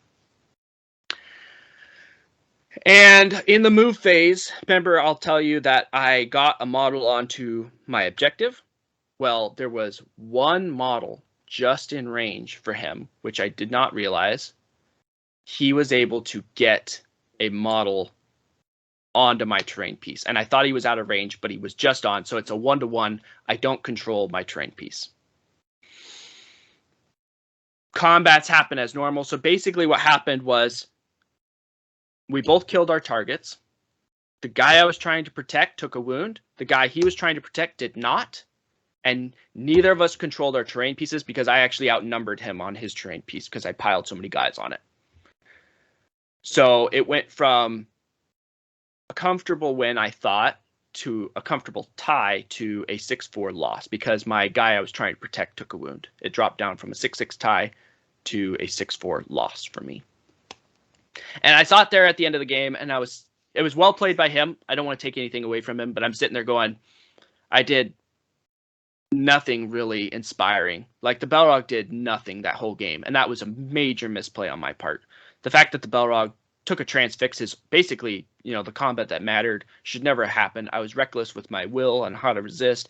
I was reckless with my positioning because obviously the Great Beast still got past the Balrog. I played the terrain pretty well, but if I could do it again, I'd probably do a lot of things differently. Probably number one, I would have just played Rohan because I was thinking about this I've obviously replayed this game in my head quite a lot. If I'd played Rohan, what I wasn't thinking of, the Great Beast only moves 8 inches. My guys move 10. I'm strength 5 on the charge. That's 5s to wound. It's only got 5 wounds. I could easily one-punch a Great Beast of Gorgoroth with my 6 heroes of Rohan. And then I'd just have to worry about the magic. So I think if I was to do this game again, number one, I'd play Rohan. But if I was to play the Balrog again, I would do way better with the Balrog, I think. Mitchell, I don't think that decision. I think you made the right decision going with Moria. The reason for that is I've played orc bows several times, and if you get the turn where your orc bows with 10 shots, because I think there's 10 guys up in the howdah. Yeah. Those 10 shots kill 4 horses. Yeah. In back-to-back turns. Yeah. You dehorse your heroes. Yeah, that's true. I think you made the right play with Moria. Also, you say Rohan heroes.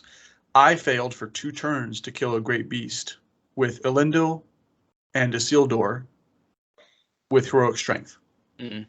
And like, so you say on paper it's like a cave drake. They seem like, yes, you should be able to one punch, but it's amazing how easy it is for that to stall out. And almost more frustrating when the Great Beast dies and everybody falls and don't die. Then there's 10 models that can gunk up move paths and your way out and stall you. The commander has might for move. Like it can become a resource drain real quick. So I think you made the right play playing Moria. I agree with that, and I'm perfectly prepared to beat you up for a number of things, but your army selection is not one of them. I pick Moria in that scenario 10 out of 10 times. But I understand you're going back and just thinking what could have been different. I'm curious, and not to pile on, but it seems like you had an opportunity to use those fearless goblins to get in and just keep the Witch King from moving more than happened. Do you think you played the movement right with your goblins? Yeah, I think so. Piling around the objective, I think so. Because the Witch King, even though he's dismounted, he was like 12 inches away, always. He was like at the maximum casting distance he could be. He was keeping the Witch King away. The Witch King was never going to be in combat, especially once I drained his will down. So and you don't think that would have been worth 3 or 4 goblins to just go pester him? He outnumbered me. He had the model count. The Morannon orc line was just crushing through my goblins. Okay. His Morannon orcs, even though we were...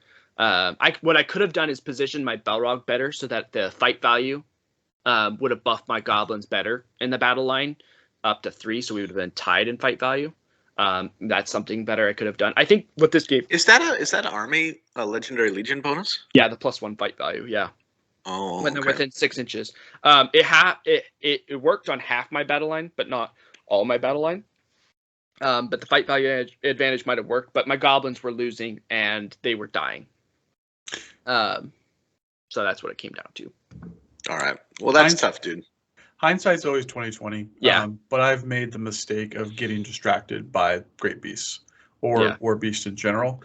I think I agree with you. The Balrog should have stayed front and center to pester the Witch King, because you took the Witch King off horse, which now means 8 inches. You're not unreasonable from being in lash range to go get the Witch King and then delete him, permanently delete him, which would have shut down late turn spells, fight value buff, maybe even help get the numbers advantage. I think that's why I pushed right side. Though, even though he outnumbered you, the Witch King was on 5 will, and every combat takes away a will. Yeah, so I just can't help. I pushed the advantage. I don't know that it was, but I'm going to put one more plug in to pestering him with 3 goblins. Even if he deletes them, getting the will is. That's a great shout out. That is a great shout out. I think the problem I had was I committed the Balrog. So when I swept him right and I did that hurl that knocked over everything, I was only 3 or 4 inches away from Kardouche.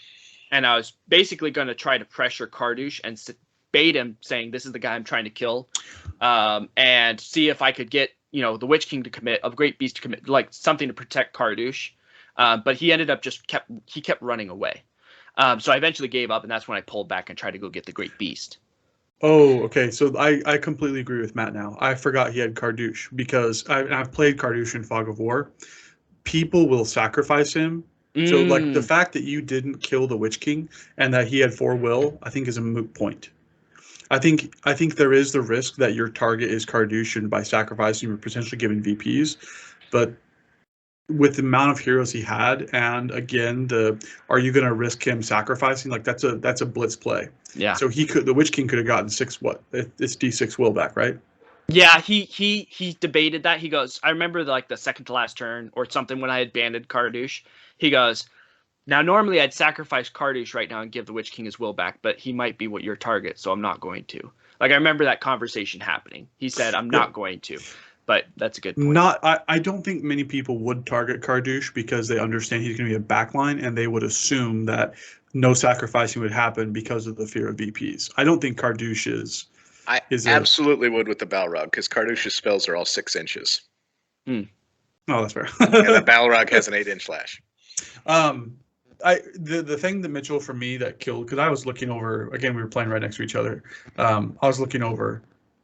You're kicking yourself on the odds of the bows targeting one person. But let's think about this. You gave him a 50-50 shot. He had 5 archers. Yeah. You had 3 shaman literally in a row.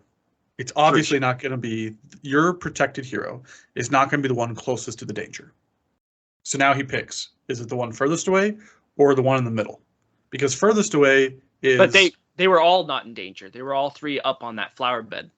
But which one is closest? Like, why would you ever put your protected person on the outside? So I think you positioning your 3 people right next to each other, if you would have spaced them out, this flower bed was like 6 inches long. If you would have spaced them out, not base to base, I think it would have been a true 1/3 shot of picking the right person to shoot at versus having them all together. Just in a formation, like, subconsciously you're going to think, well, the vulnerable person's not going to be the one closest to the potential danger. Now, the irony of this is that I am now truly becoming like those sportscasters that I hate that don't play and like talk about, well, if Tom Brady had done this, he would have won the Super Bowl. So, Mitchell, you're playing on the top table in the biggest event on the West Coast. So, sorry you had a loss, but no, it's all good. Good job getting there. Thank you. No, don't be an idiot next time that happens. No, seriously, this is a game I will think about forever, because I'm like, oh, if only I had put 2 models on my objective instead of only putting 1. I counted on only 1, and it ended up screwing me because he was only able to get 1 on, but that was just enough. So I was thinking, if only I'd committed more models to my terrain piece, but I was trying to bluff about the terrain piece, and I bluffed too much because I didn't commit enough. So I bluffed myself. So, like, there's so many things I'm thinking about. It's like, if only I'd committed more models to the terrain piece. If only I had just, like, ignored the Great Beast. Like, I was going for the commander kill. But if I had just ignored the Great Beast completely and just gone for heroic combats and, like you said, pressure Kardouche, pressure the Witch King with the Balrog, break him.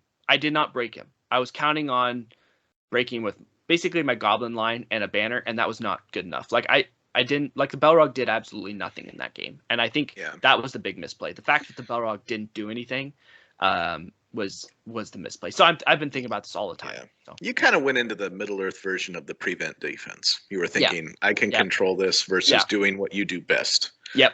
So, and the Hail Mary worked, So I played prevent and the Hail Mary worked, So It was a great game by him. I'm not going to take anything away from him. He was well versed in the rules. It's just one of those games where I thought I had full control and I lost, and that's on me. Well, I think that's one of the reasons why this game is so fun, because you lost and you can think of a way that you could have played differently and won that.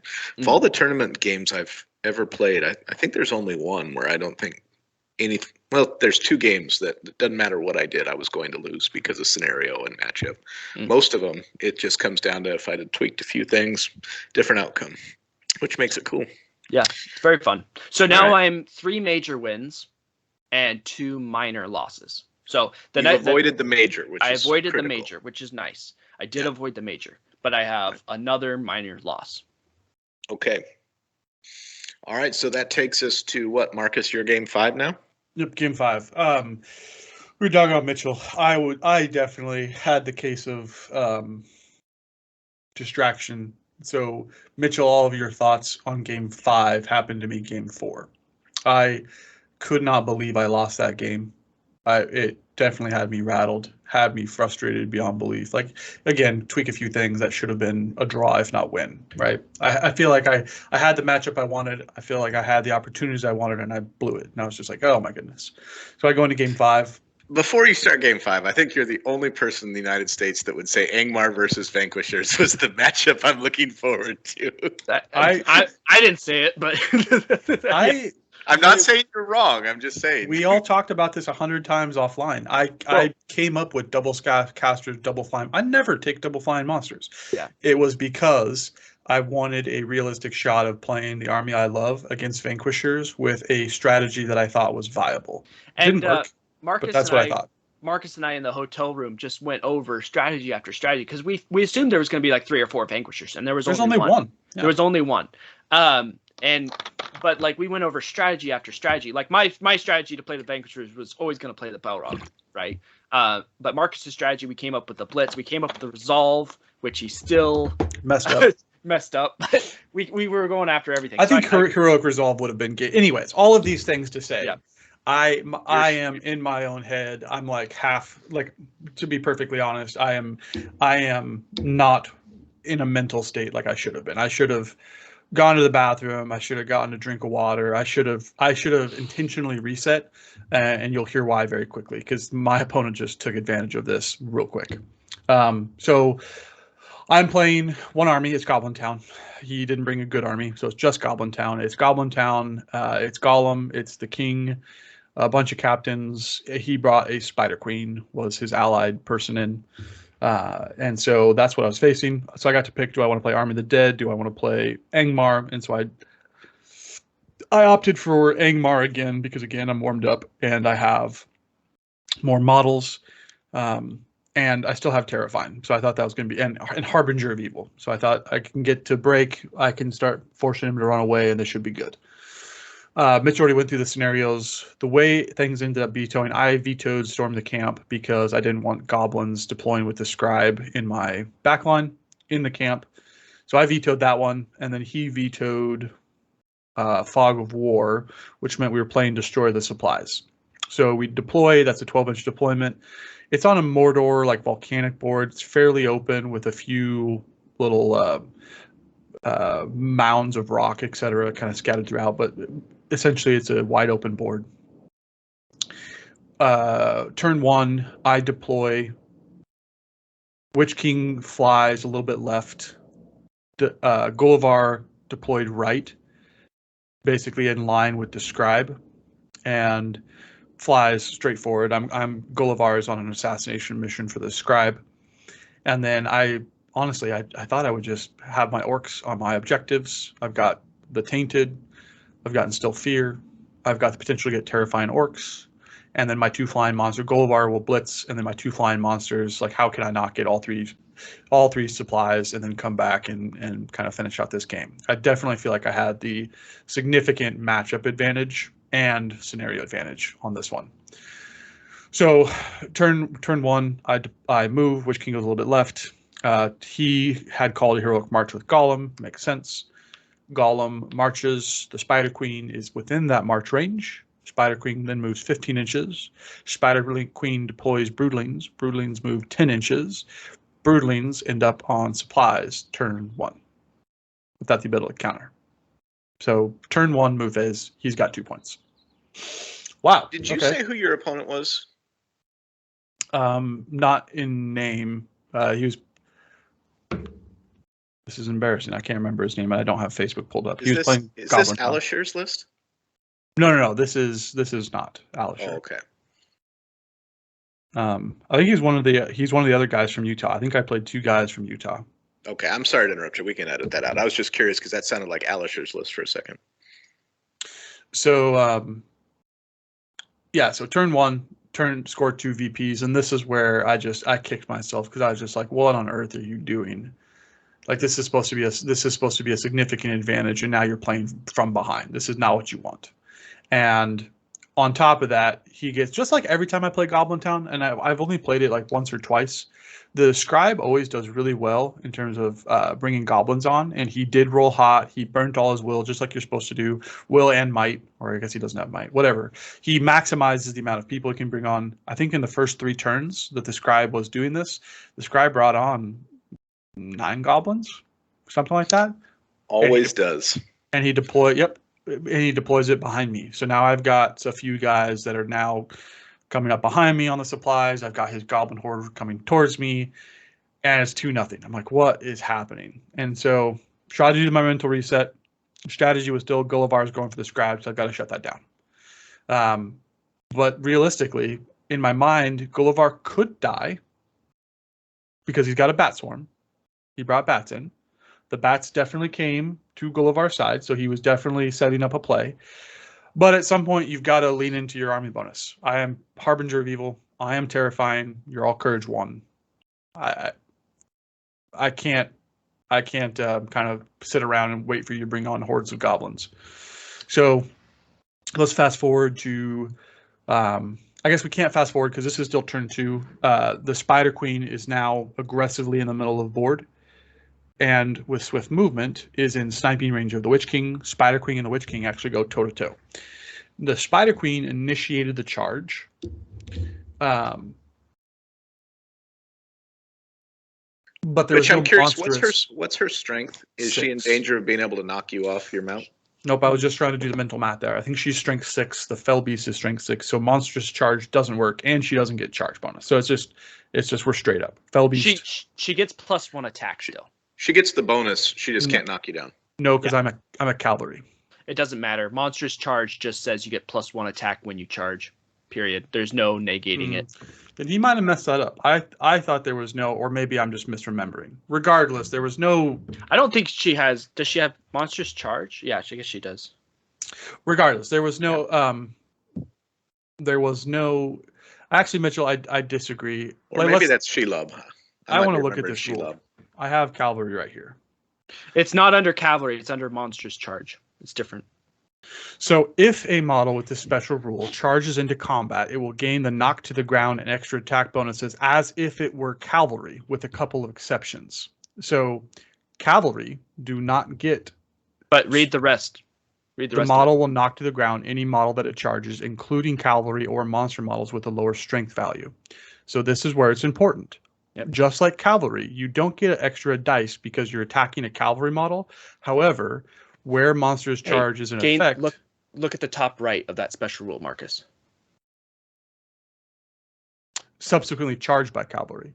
Even if it charges or is subsequently charged by cavalry or other models with this special rule. Oh, it's blurry. Okay, I'm not. So either he messed it up or I'm misremembering, because I know the Witch King wasn't in danger of getting knocked over. This is interesting. I'll have to go back and look at this. He's never going to get knocked over, but he does get the +1 attack when he charges. Same with the Witch King. They get the +1 attack when he charges.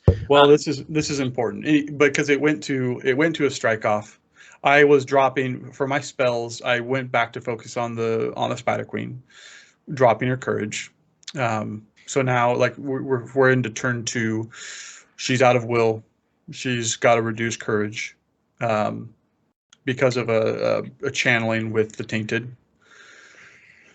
So this is like one of the Witch King and the Spider Queen. We're off on the left. Like I flew way left, and Spider Queen came to counter. This is a combat. It comes to strike off. If he wins, I've now lost my Witch King 3 games in a row in the first 2 turns, and this is stressful beyond belief because it should have never happened. I'm still suffering for misplays and misposition and bad tactics. But goes to the strike off. Witch King wins the duel. Doesn't inflict any wounds that I remember. I think it was just back away and I survived. And no wounds on a. Ooh, you must have rolled all 2s. Oh, I wasn't gonna mention it here. I'll mention it later. So, I didn't rend because I just defense. I think the defense is like 3 or 4. So yeah, no wounds inflicted. Spider Queen's fine. But lower courage. So okay, now the odds of him with no will getting back into combat much less likely. So now let's go to turn 3. This is where things get spicy because the Spider Queen's right in front of me. Gullivar is within threat range of the scribe on his back far right corner on the objective. He has basically just bottled his goblins. He's got 20 goblins, all base to base, just staying on top of this objective. So Gullivar goes in. The scribe is protected, and so my play is I've got to go in. I had to move first. So the Gullivar is I'm going to go into where I have hurl potential or barge potential to get to the scribe. And then he goes to countercharge. And there are a lot of dice because he had so many models to take courage tests with. But we'll fast forward to the end of this. After he got done taking courage tests with Harbinger of Evil, his bats successfully charged. And 6 other goblins successfully charged and got supported. So now Gullivar is surrounded by a horde of ugly, fat little white goblins. It would have been 12 plus 14. We're talking about 18 dice or something crazy because I charged 2 spear support. Like we're talking about an incredible amount of dice coming back at D5. So obviously I call heroic defense because if the worst happens, I've got to try to survive. But this is good for him because now I have less might to move around with. So with the bat situation, my fight value and his fight value are tied. We're both fight 3 because he's got a goblin captain in there. So I get the 6, he gets the 6. It comes down to a roll off, and this roll off was game breaking because if Gullivar would have died turn 1 or turn 1 of his combats, like I'm pulling my hair out because that is at least 16 dice coming back at you, maybe more because you said there was a captain in there. So like and 17 or 18 dice. 18 dice. How many? You're gonna get a few 6s, if not. Yeah. All you need is 4 6s, and he's dead. Yeah. So goes with roll off. I win the roll off though. So I hate 50-50s. I barge everybody away in weird ways. I barge the bats very close to me. I barge them in a straight line, but not 3 inches. I barge them in a straight line to where like I'm going to be able to countercharge. I get the movement. I then recharge into the bats. I kill the bats. So now I don't have this stupid fight value thing haunting me. Next turn, I think it goes to we're gonna just do Gullivar for a second. It goes to a move roll off. I do win that. I get into the scribe. I've got the 5 value advantage. I've got the charge. Scribe goes down, and so now there's no more goblin getting called on.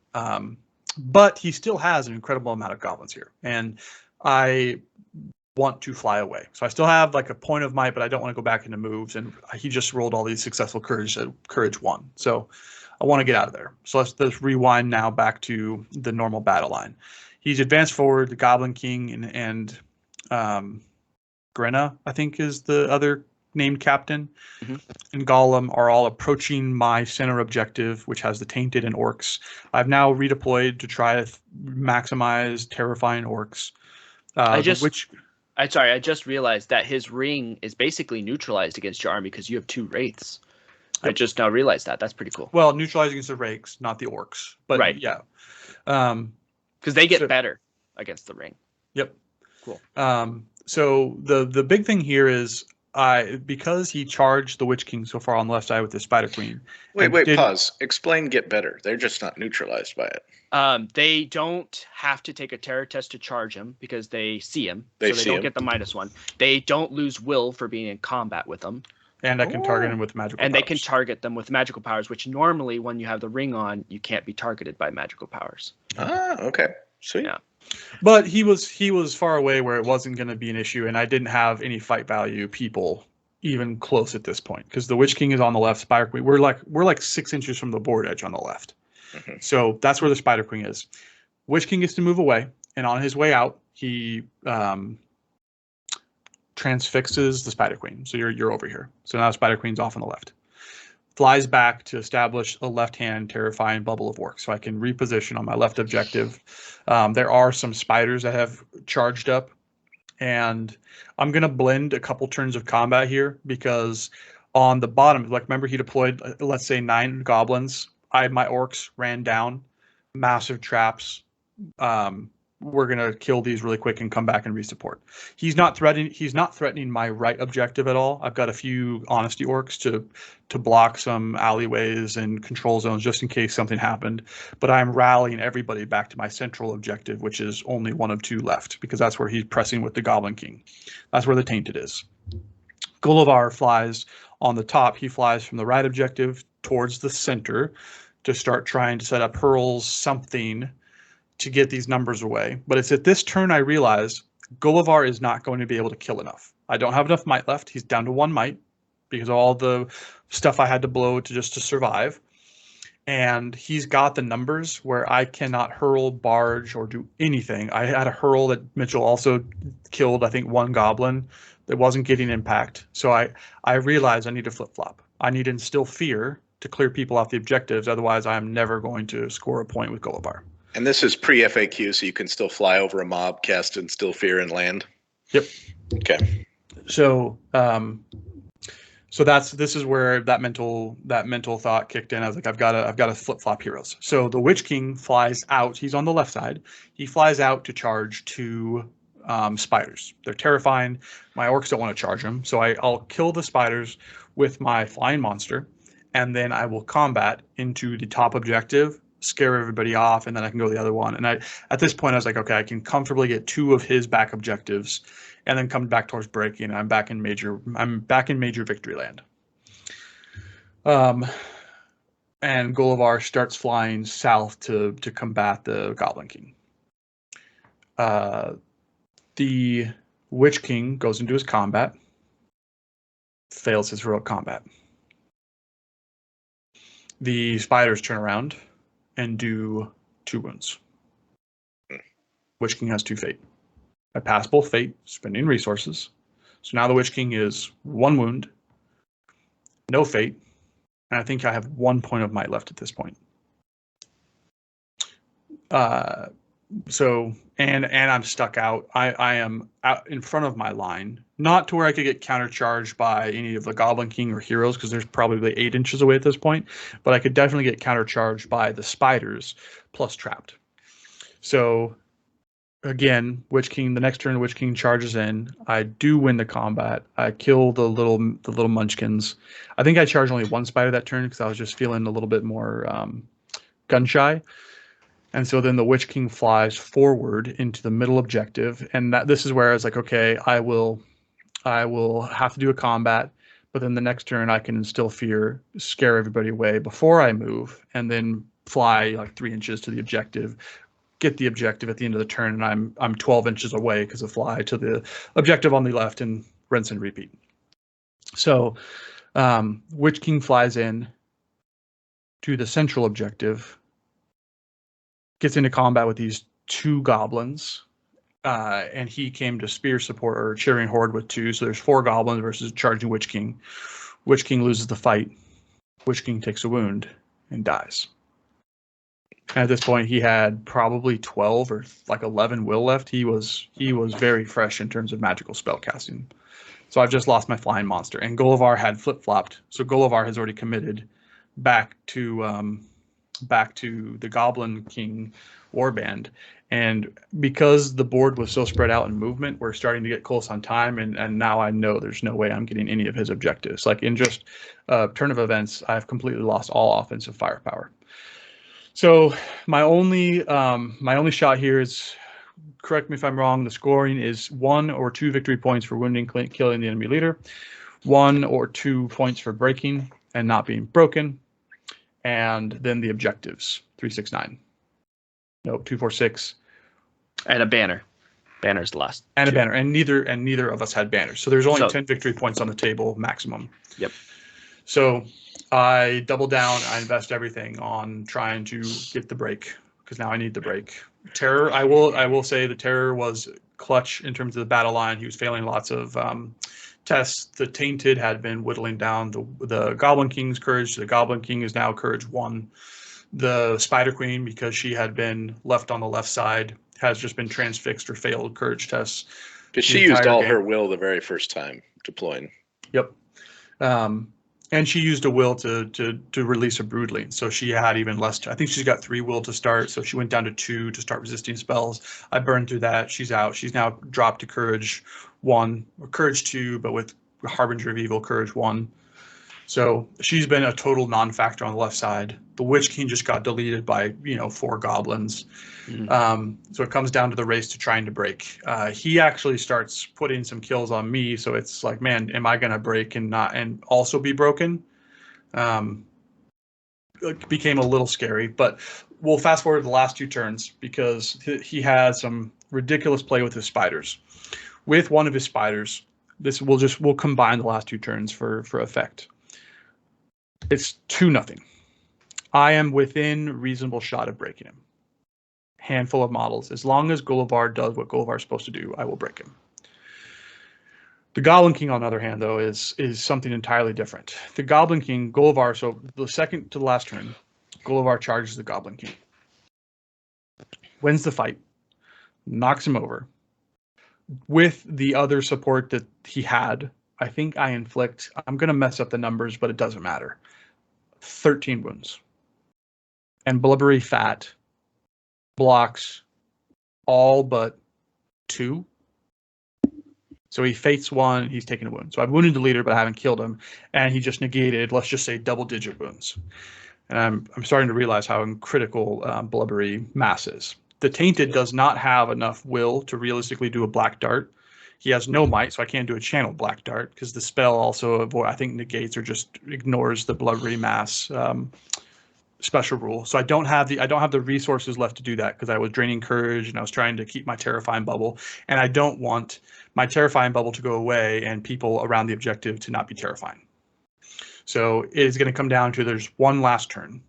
Can I kill? I break him on the second to last turn. Can I kill the Goblin King? And also, he's not going to run away from objectives, because he's going to have his 1 turn of stand fast, etc. Because of the Hero of Legend. So this last turn, a spider runs up and around a rock pillar and tags the objective while like sitting on the side of the rock. It's freaking weird. But we ruled that if I can come up to base contact with that rock, I can still engage you, because you're on the edge. It's quote unquote high ground. So I have a couple charge attempts. And I pull a clutch courage test with courage 2 orcs. I get an orc to charge the spider, so he doesn't get a free second supplies, because that would have been game over for me. Okay. Because my only 2 options were Gullivar could have charged over the top to come get the spider, but that means it would have been left up to goblins to try, or left up to orcs to try and kill the Goblin King, and at that point I just don't think that works. So I charge the spider, so he's not going to get the points, so then I just charge everybody into the Goblin King. I win the fight. I've got him trapped. Knock him over. I want to say I do double-digit wounds. Nothing like super great, but I just do an incredible amount of wounds, and his Blubbery Mass saves them up into like the last 3, and then the Goblin King goes down. So in the very last turn, I score the final victory point, maximizing at 2 to bring it back up to 4-4. What did I mess up here? Because he killed my leader. He killed the Witch King. That's where the other two were. Because I went down 4-0, like with 3 turns left to go in the game. It was 4-0. And so I'm trying to claw my way back. So I break him for 2, and then I kill his leader for 2 to bring it back to a 4-4 tie. But it was Golivar definitely clutched it. He's always a champion, but this is the game where at the end of the game, I was talking to a few people and I swore off, I will never take the Witch King on Fellbeast again because it's the biggest misnomer. He failed a combat. He lost to spiders. He took wounds from spiders, and he died to 2 goblins. And I think it's just my play style. I decided in this game, this is game 5. I decided in this game I'm not good enough to manage double flying monsters, and having 50 points wrapped up in a Fellbeast, plus investing so much in having your leader be offensive and relying on punchy power there, too risky. And it's not my play style. Because that's basically a barrel white, right? I mean, a barrel white could have been very clutch in this situation. And because of the way I built my list, he was also the second most offensive, power. He's the second highest offensive power I had. And it's too reliant on him having to win moves. It's so much easier for Golivar to shine because he can be on the side. He can be an assassin. He's not your leader. But for the Witch King to be a flying monster, it was way too much pressure. And he does clutch it a lot. You pay 200 points. You get 200 points of value almost every game. But the problem is when things go south, things can go south so quickly. And seeing him die to 2 goblins just wrecked my soul. I was just like, come on. D8, you got the 6x4s. It's just, what are the odds? But it always happens, when it rains, it pours.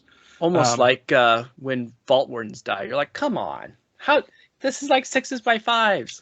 Yeah, but the problem is the Witch King only died twice in the tournament, but the Vault Wardens died like every time. But anyways, but yeah, so it very, very close game. My opponent definitely took advantage. He outplayed me tactically. He knew what his strategy was. He knew what his pressure was. He knew what his offensive blitzes were, and he caught me flat-footed with almost every single move. I think the only thing that I was able to claim as a tactical advantage was making the early investments on reducing the Spider Queen and reducing the Goblin King. Those are just long-term plays that ended up paying off very well for me. But with the exception of those magic spells, I think he definitely had the upper hand. And again, if I wouldn't have broke him, this would have been a major victory for him. So I felt lucky to have a draw, to be perfectly honest. Yeah, I know that you're looking back and you're realizing now how good Blubbery Mass is. Do you regret not throwing double black darts on the Goblin King, knowing that it cannot be Blubbery Mass and he only has 2 will to resist? So this is where I think, he already resisted one with a 6 and got his will back. So I have a love-hate relationship with resist. I think this goes into the fallacy of setting up a plan that has too many dependencies. Because in my mind, I was going to leave the Goblin King alone the entire game and never come fight him. Because I was going to very easily fly into the goblins, scare them away, break the objective, fly over, scare the goblins away, grab the objective. In my mind, those were so automatic, and there was no way I was going to fail that. And then I failed the combat and then lost the Witch King. So it was the fallacy of planning too far ahead.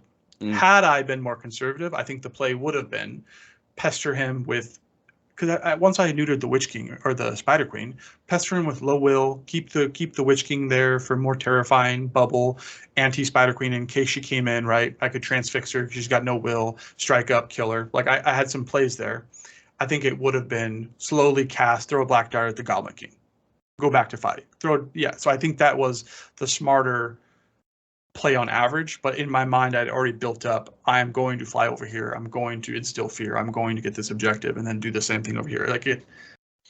So yeah, overall I felt lucky at that point to be so mentally unprepared for the game, and for him to put his foot on the gas and take such an early advantage and play really sound tactically, to come out with a draw. I felt fortunate because that very easily could have been my second major loss. Right. Well, and as we will see in the end, as long as you avoid major losses, good things happen. Most of the time. Most of the times, tournament scoring can be a factor. All right, Last final game. round. Final round. All right. I guess I'm going first, I'm assuming. Yep, let's have you lead it off. So final round, I am now playing Will. I looked up his name, which is the guy Marcus just played. So it is a 76 model Goblin Town Dark Denizens Alliance. He had Marcus gave you the run through, but I'll just re-highlight. It's Goblin King, Grinna, Golem, 2 captains, a scribe, a spider queen, and then spiders, bat swarms, a few wargs, and the rest is all goblins. But what kind of spiders? I don't think we ever hatched. Were they Mirkwood or giants? Giant spiders. Thank you. Giant spiders, not Mirkwood spiders. So they're the strength 4, fight 4. A little bit better combat ones. Smaller bases too. So we're looking through scenarios. And I believe for this one, we had Divide and Conquer. I think this was Contest of Champions again. I can't remember. No, what was... Do you remember the scenarios, Marcus? It was Divide and Conquer. Divide and Conquer, Retrieval. And Contest of Champions, I think sounds right. Something like that. It was another repeat of one we had earlier. Well, I think Contest of Champions sounds right because there was an auto veto in my game of that for specific reasons we'll get into. Okay. So, I'm trying to decide what army to play. I've obviously just had a really frustrating game with the Balrog, so I was not really keen on playing him, but I was still weighing my tactical options. Will a Balrog by himself be able to break a 76 model army and control the game? And I basically said, no, I don't think so. I knew pretty much I wanted to kill things. So I was like, I'm playing my Rohan. 19 models. So we start vetoing scenarios. He gets to veto the first one, and I think he vetoes Retrieval because I have the expert rider, I have the horses, I can easily grab an objective. I think that's the one he vetoed. So now it's between Divide and Conquer and Contest. And I knew pretty quickly, I don't know if it was Contest. It was something, but I remember there's a decision I was trying to make on what to do. And I think I decided maybe he vetoed Contest. Actually, that makes more sense because he didn't want Theoden just mopping up goblins, racking up kills when he has very limited amount of kills he can get with the Goblin King. Maybe that's what happened. Because I remember the decision was pretty hard to do between Divide and Conquer and the other option, which could have been Retrieval. And I was thinking he's going to be able to... So I eventually did pick Divide and Conquer. And the idea was, even though it's an objective scenario, which Goblin Town loves because they just pile onto the objectives, it splits his force in half because this is the one you deploy kitty corner. So you have an A force and a B force. And I knew half his army was going to be over here and half his army was going to be over there. And my army is very, very fast. So I basically picked that one knowing that I would be able to get to half his army and hopefully kill it all and then rush back to the middle just as his other half is getting to the middle. That was the hope because there's 3 objectives in Divide and Conquer. The middle one's worth the most. The outer 2 are worth a little bit less. And that's basically it. It's break and leader after that. So we deploy. I have my single war bands. I'm deploying and kind of like pressuring one corner because what my goal was I wanted to go at the corner that was fastest. Because if I went for the corner that was slower, the fast army would be able to get to the other side, obviously, pretty quickly. So if I rushed the fast side, the slow army would have a long time to catch up and get somewhere. So I was trying to see where he deployed. He ended up deploying the Goblin King, Golem, and a captain, and a bunch of goblins all in one corner. And he deployed the Scribe with some goblins, another captain with some goblins, and the Spider Queen with the Bat Swarms and Wargs on this corner. So right off the bat, I knew exactly which corner I was going for because, number one, it has all the fast-moving, all the Wargs, the Bat Swarms, and the Spiders on one side, but it also had the Scribe in that corner. So I deployed pretty aggressively towards one corner. I called a march with both sides. I made sure I had march on each force. Marched up, rushed that corner with the Spider Queen, the Goblin Captain, and the Scribe pretty quick. He kind of moved forward. He did march with either Gollum or the captain, I can't remember, to try to get his Goblin King and all that army. There was like I want to say like 30 or 40 goblins in this force over here on the other corner, but they're all 5-inch moving, obviously, except for the Goblin King. So they were moving pretty slow. He kind of rushed out to meet me with his Spider Queen, his Bat Swarms, and his Wargs, and his other spiders. The goblins and the Goblin Captain kind of formed a barrier to protect the scribe. So I had Eomer, Durnhelm, and Gamling heading towards the captain and the goblins and the scribe. And I had Theoden, Darowine, and Elfhelm with a bunch of Royal Guard pressuring the Spider Queen. So I was thinking right off the bat, okay, Darowine gets free hero combats. He's also got strike. He's probably going for Theoden because Theoden's the linchpin. I have Elfhelm for some clutch spear throws to maybe take some wounds off or get a kill out of the way that he's going to try to block. He deployed, I think, all 3 broodlings right off the bat. And he tried to charge my Royal Guard so that there were one-on-ones and see what happens. And I think I lost a Royal Guard. I can't remember. I don't remember taking heavy losses. And I think I killed one of his spider broodlings, but it was pretty much a standoff, one-on-ones. The next turn was the big one. He won the move off. He charged into Darowine. And Theoden I had kept pretty protected. And he charged in with everybody he could. I countercharged with Elfhelm and Theoden, and I was trying to line up a strike combat into the Spider Queen, but he had put a Bat Swarm also into Darowine as well. So what I was able to do was I was able to get a Royal Guard and peel off the Bat Swarm, and then I was able to do a strike combat with Elfhelm and Theoden. And what they did was they basically killed their guy in front of them. Theoden, I wasn't able to get Elfhelm in too, but Theoden was able to charge the Spider Queen. Darowine also did a heroic strike, so I was higher fight value because the Spider Queen flopped her strike roll. I won the combat. I put 2 wounds on the Spider Queen. So she's still alive with 1 wound left. No fate. I believe I was just kind of nitpicking. It was coming close. I'm making this sound... I was getting pretty nervous because there was a good chance I was going to lose either Darowine or Theoden had I flopped that strike roll off because she had also struck. So I was putting at risk, but luckily I won the strike off and I won the fight and pushed her back.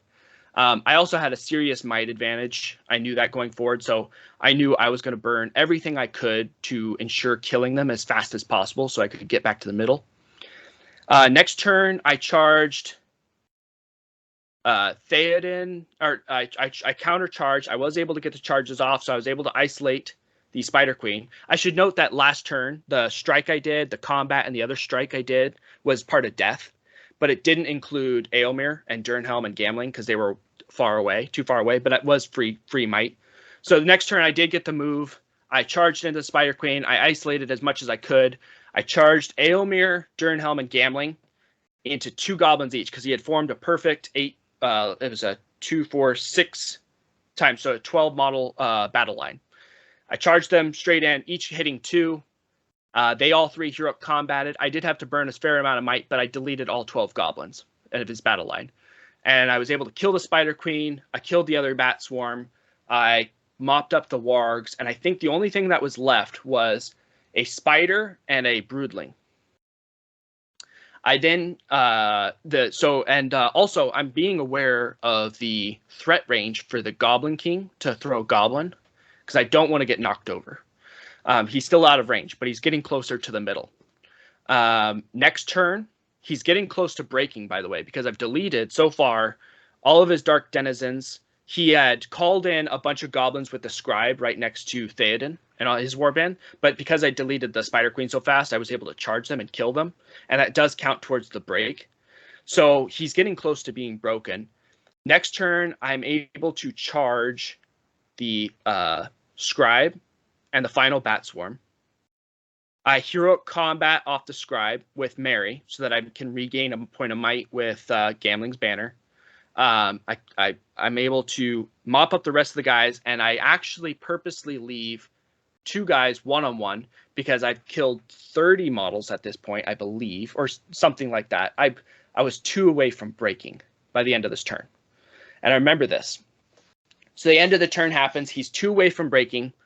And I have to decide if I kill 2 models, we're going to start rolling to see if the game ends. And I don't want to do that because I'm so far away from the middle still.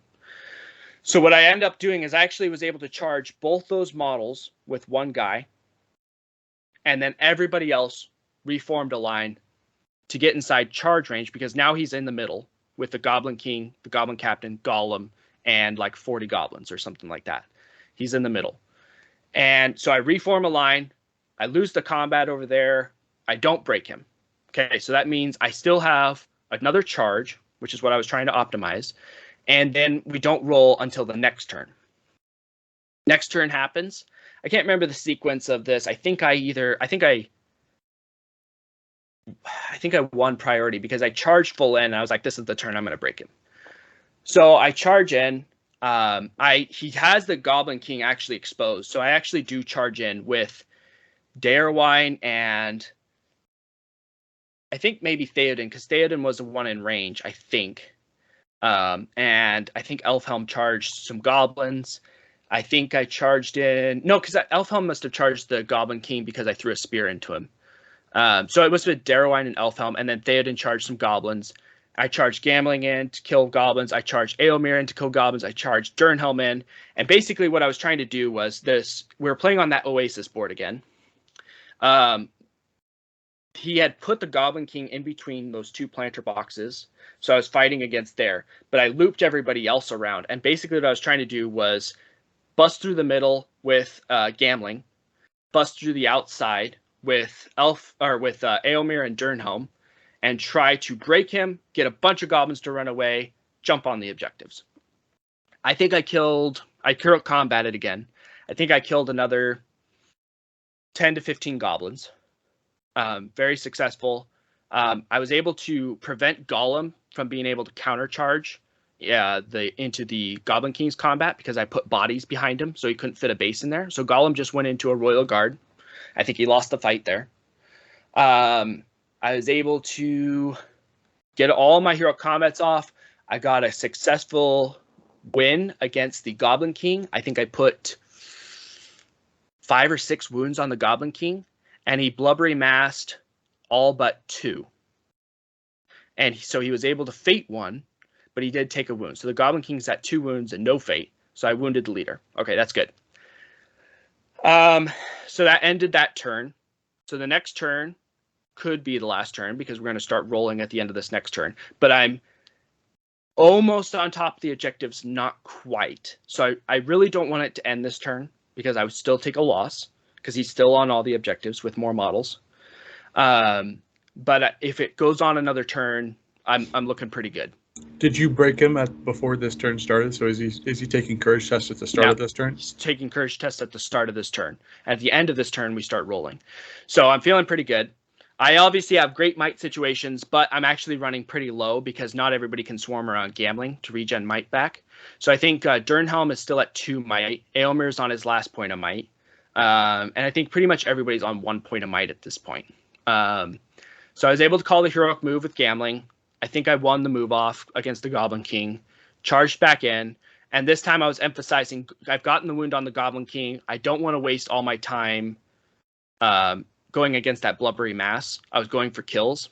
And I also was happy that I was able to neutralize his first Hero of Legend auto pass. So I charged him, and I was just trying to make everything run away. And I charged in some goblins. I've taken over the left side objective at this point, because the only thing that left is Golem, and I've charged him with a couple of Royal Guard. So I feel pretty confident about killing him there. I charged in with Durnhelm and Eomer. Eomer's trying to pressure towards the middle objective, coming around the Oasis thing and run towards the middle. Gambling's trying to cut through the middle to get to the middle. And Durnhelm and a couple of Royal Guard are basically trying to take over the far right side. They've charged in to make sure they get their charge bonuses. And then I still have might for heroic combats. He takes his courage test, and a lot of things run away. Basically there's 5 or 6 goblins left on the right side. There is about 10 goblins left on the middle, and I think the only thing left on the left side, because his captain ran away and a bunch of goblins, the only thing left on the left side was Gollum, who had been charged by a few Royal Guard. Fast forwarding through combat. Oh, and Darwine, I should note, had charged the Goblin King, so he had done a strike or something like that. So combats happen. It happened pretty good. Gamling, I think, lost his combat and lost his horse, so he was dismounted. So that was unfortunate. Aelmir lost his combat, took a wound on his horse, failed all 3 Horse Lord fate rolls to keep his horse, so he's dismounted. But Durin does punch through pretty good and take over pretty much that right side. There's just like, I don't know, like 4 goblins left, I want to say, or something like that. It's looking pretty good. In the middle, his situation is still good. He still holds the middle, but he doesn't double my model count, I don't think, quite yet. He might still double. And I've killed Gollum.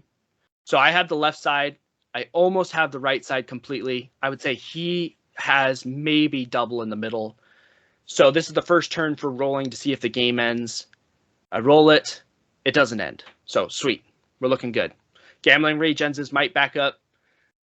Calls a heroic move. Durinhelm charges in. Royal Guard charge in. They basically charged all 3 into one guy, I think, because that way the other 3 have to take courage tests, and I could still call a heroic combat if need be, or I still get my charge bonuses, whatever he decides to do. But no matter, the other ones run away, so there's just one guy left. The Aelmir charges in. He's now in the middle within 3 inches. Gamling's now in the middle within 3 inches. Elfhelm's now not quite in the middle, close. I think I lost Darwine. I think Darwine died to the Goblin King at that point in his fight. But I've hold the left side. I have like 5 or 6 models on the left side. Nobody can contest it. Theoden's making a push for the middle. A lot of goblins run away in the middle. I charge the Goblin King to try to hold him up with some Royal Guard, just to keep him pinned, keep him outside the 3 inches of the middle. And he does a clever move. This is one of those ones. I still had a point of might on Theoden that I was like saving. Just, save it on your leader for whatever needed. He called a combat with the Goblin King with his last point of might. And I did not strike. For whatever reason, I was distracted with Theoden, not realizing that he was in danger.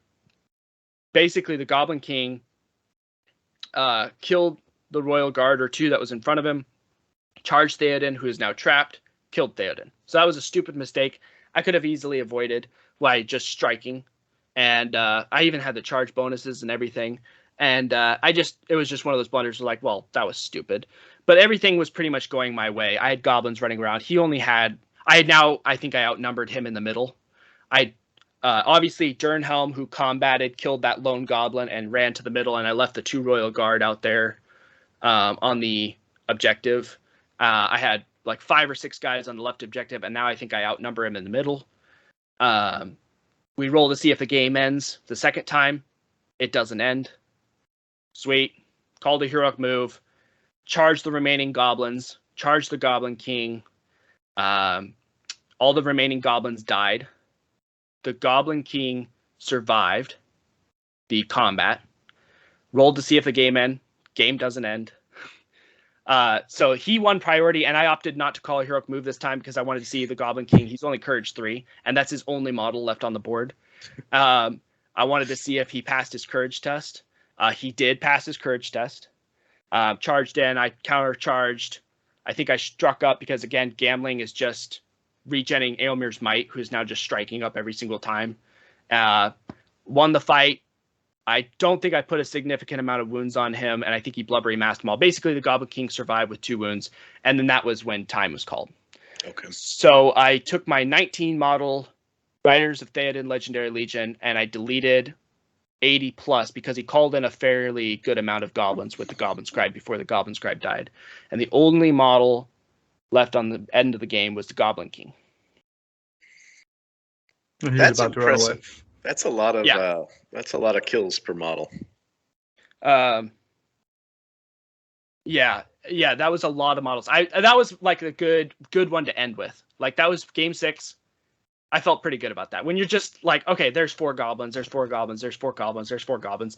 We were talking at the end of it, and he goes, "This is the first time I've broken the entire." Or no, he broke against Marcus. He did say he broke against Marcus, but he was like, "This is the second time I've broken this entire tournament," or something like that. And then when it came down to only 1 model left, he goes, "This is not exactly how I saw this game going," like because he had piled like 40 models on all 3 objectives.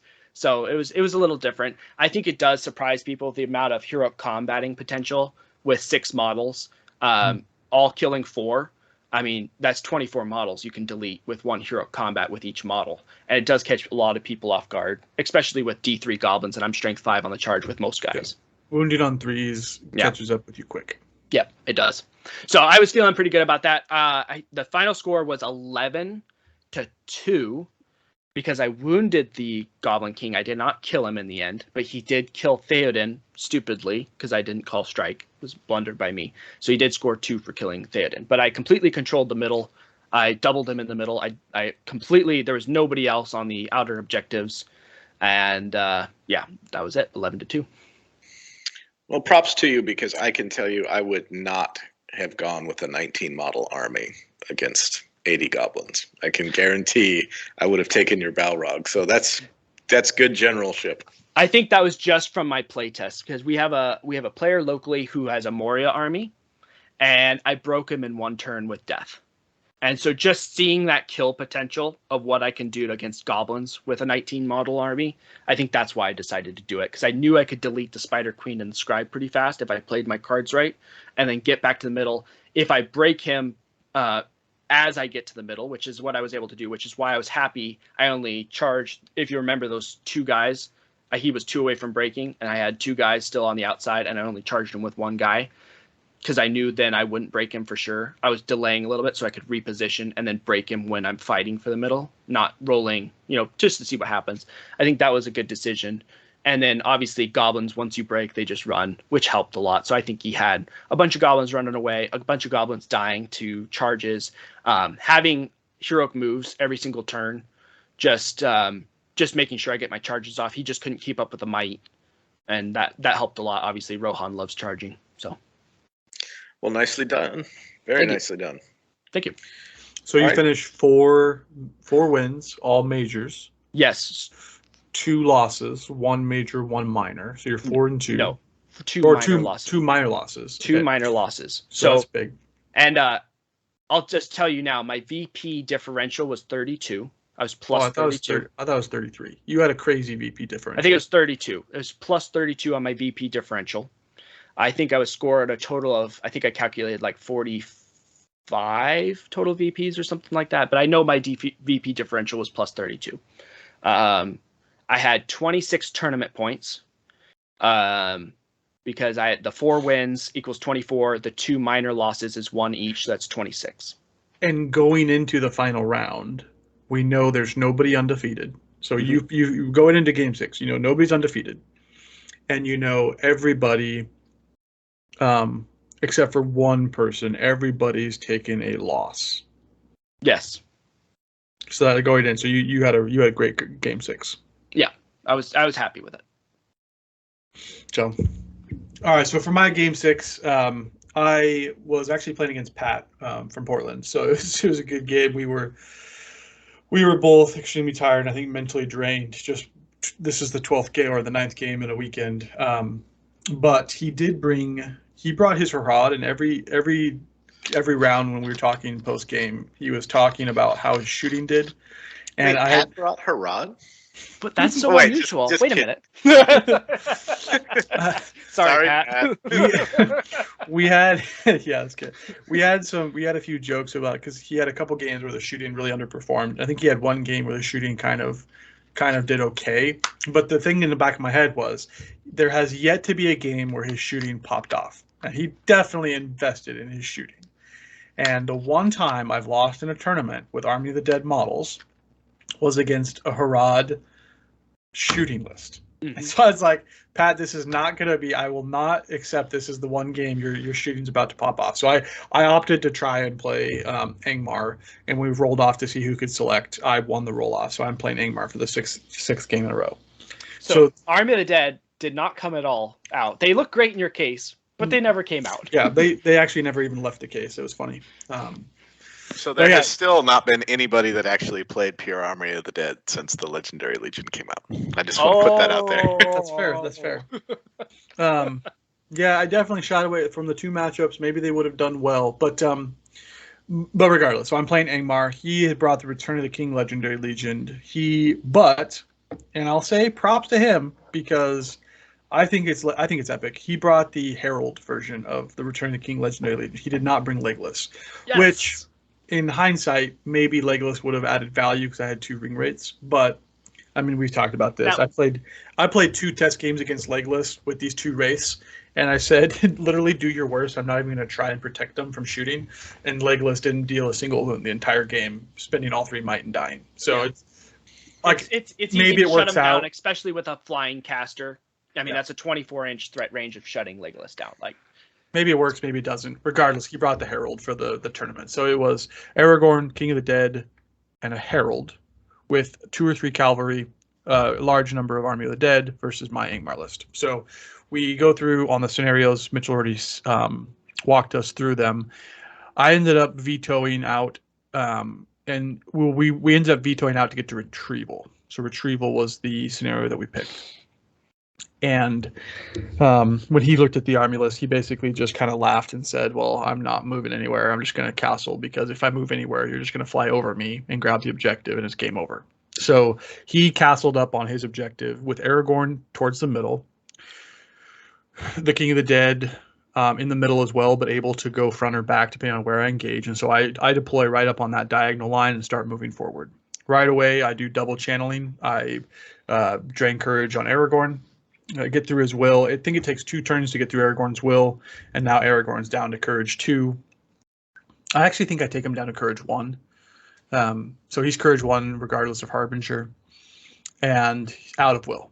So now Aragorn is really only able to play from a support perspective, which Pat knew this going in, which is why Aragorn was positioned. His whole army was within 6 inches of Aragorn, so Aragorn could either spend his free point of might to call a heroic move, or to call a resolve if he won priority. So he would benefit the whole army, and also provide the banner. So he's got this castle, and so on the upper end of his castle, or I guess the back end of his castle, is that retrieval objective, and it's kind of between 2 rocks.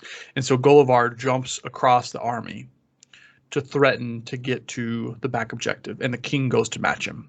And there's a turn that Gullivar is engaged. I didn't get the charge off because I had to preemptively move, and he countercharged me. But he countercharged me with the king, and I think 3 Army of the Dead, maybe 4 Army of the Dead, 2 plus 2 supports. So Gullivar has to call a heroic defense because I don't want to lose the fight value and then die in 1 turn. So Gullivar calls a heroic defense. The king strikes using a herald's will, and isn't able to deal damage.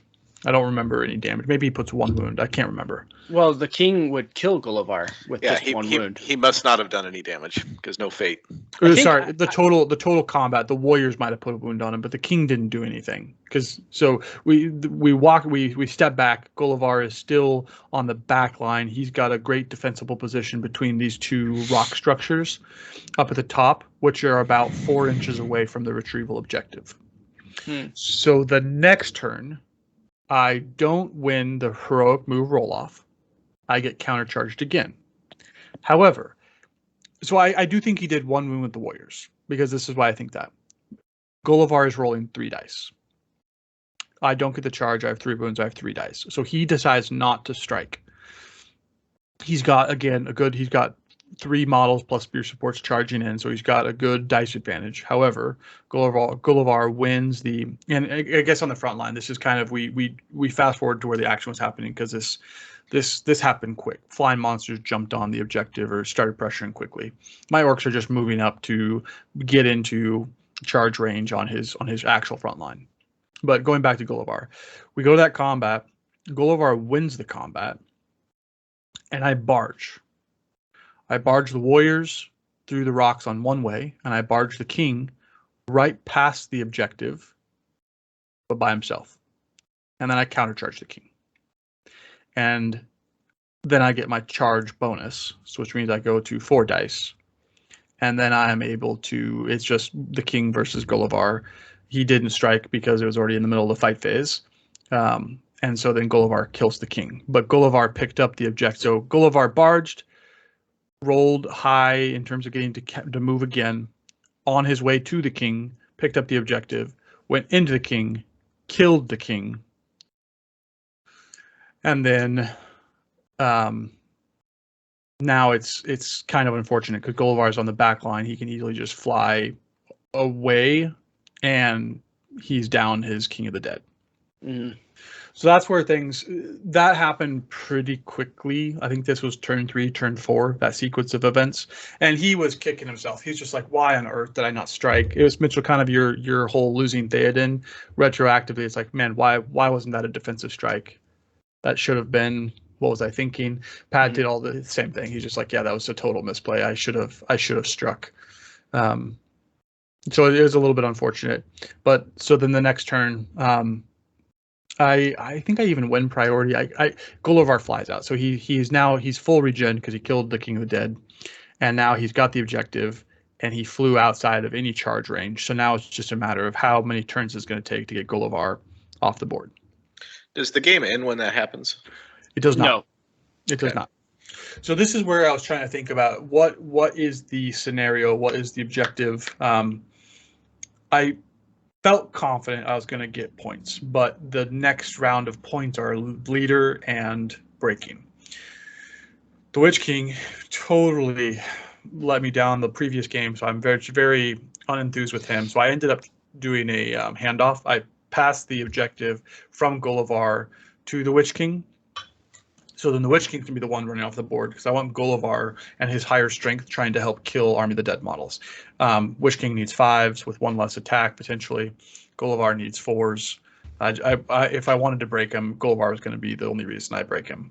So that's what I attempt to do. I am able, at this point, I start throwing the occasional black dart at Aragorn. I do get a wound off, but I'm not in position to kill because while all of this is happening, his orcs, or my orcs, are just existing. Like, I tried to keep shield walls to make sure there wasn't a play for Aragorn to blitz through, combat through, and make a play to intercept a flying monster en route to objective, or at least stall me and force me to bubble out in weird ways. But because of that, I didn't get a lot of combats that were to my advantage. Like, the orcs were definitely, it was like 2 versus 1, his army against me, right? So at this point, I think we're seriously getting, like, I'm at risk of breaking because he's been early on. He did not kill anything, and then it all kind of started stacking up at once. So now I'm like, man, can I even break you? Maybe not at this point. And now I'm trying to defend against getting broken. But we're still fighting. We're just on that diagonal line, essentially fighting. I'll fast forward on the movement parts because, again, my flying monsters, it took them probably 2.5 moves to get the handoff. And so the Witch King does get off the board with, I think, 2 turns left to go. So that secures me 7 VPs. Aragorn takes a wound. So I get VPs for wounding the enemy leader. However, he is in the middle of Army of the Dead, and Gullivar is out of might. And so there's no play for me to get to Aragorn realistically. And the Tainted's now down on like 1 to 2 will. So I have 1 more turn. So I keep going for the black darts because let's try to get actual wounds on Aragorn from range. It doesn't work. Tainted goes away. And so now it's just my warriors against his warriors. And so I determined that there's no way I'm going to break him. I just don't have enough time. I don't have enough firepower. So I play a little bit more defensively. And I hope I don't mess this one up, but in my notes I have it that he actually did end up pulling off the break. So because the Witch King flew off with the casting, the Tainted flew away, Aragorn wasn't encumbered by magical spells. So Aragorn started putting together a little bit of a pact, but his warriors were the ones that took off and started killing. So I think he broke me the turn before the final turn. if my memory and my notes are right on that one. So in terms of scoring, it was 8 for me, 7 for the prize plus the enemy leader, and I think he got 3 because he broke me but wasn't broken himself. So I think 8-3 was the final score.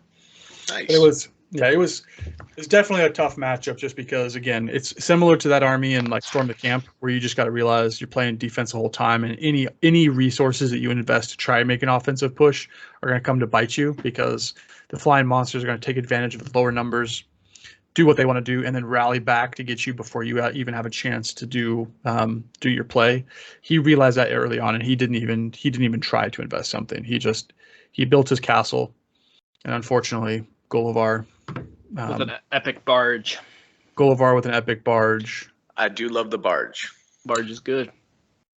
It was. You know what? As soon as I did it, he called it out. He's just like, we were playing. I was like, I won the combat. I was like, okay, and I'm gonna barge. He's just like, oh my god! Like he put his head in. He's just like, he knew exactly what was coming, and it was like, is Gullivar gonna blow? Am I gonna roll a 1 on the barge? So that's what he was hoping for. And then I think I rolled a 6 or a 5. I rolled something with more than enough movement to go back in. And he's just like, yep, of course. Like that's, of course. That's... Hey, but just as a side note, you know what doesn't care about barge? Vault Wardens. Vault Wardens don't care about. Yeah, but you know what don't care about Vault Wardens? Everybody else. Hey, so it sounds like you played that very well, so props to you. I am curious, if you're setting up this same scenario again, and you've got 5 or 6 point orcs, do you set up, when you see that taking shape, do you break an orc off so that you make a handoff point, so the Witch King hands it to the orc, and the orc takes it off the board? That way the Witch King can come back and throw spells if you're doing this all over again. You know what I mean? Run the orc basically to the board edge.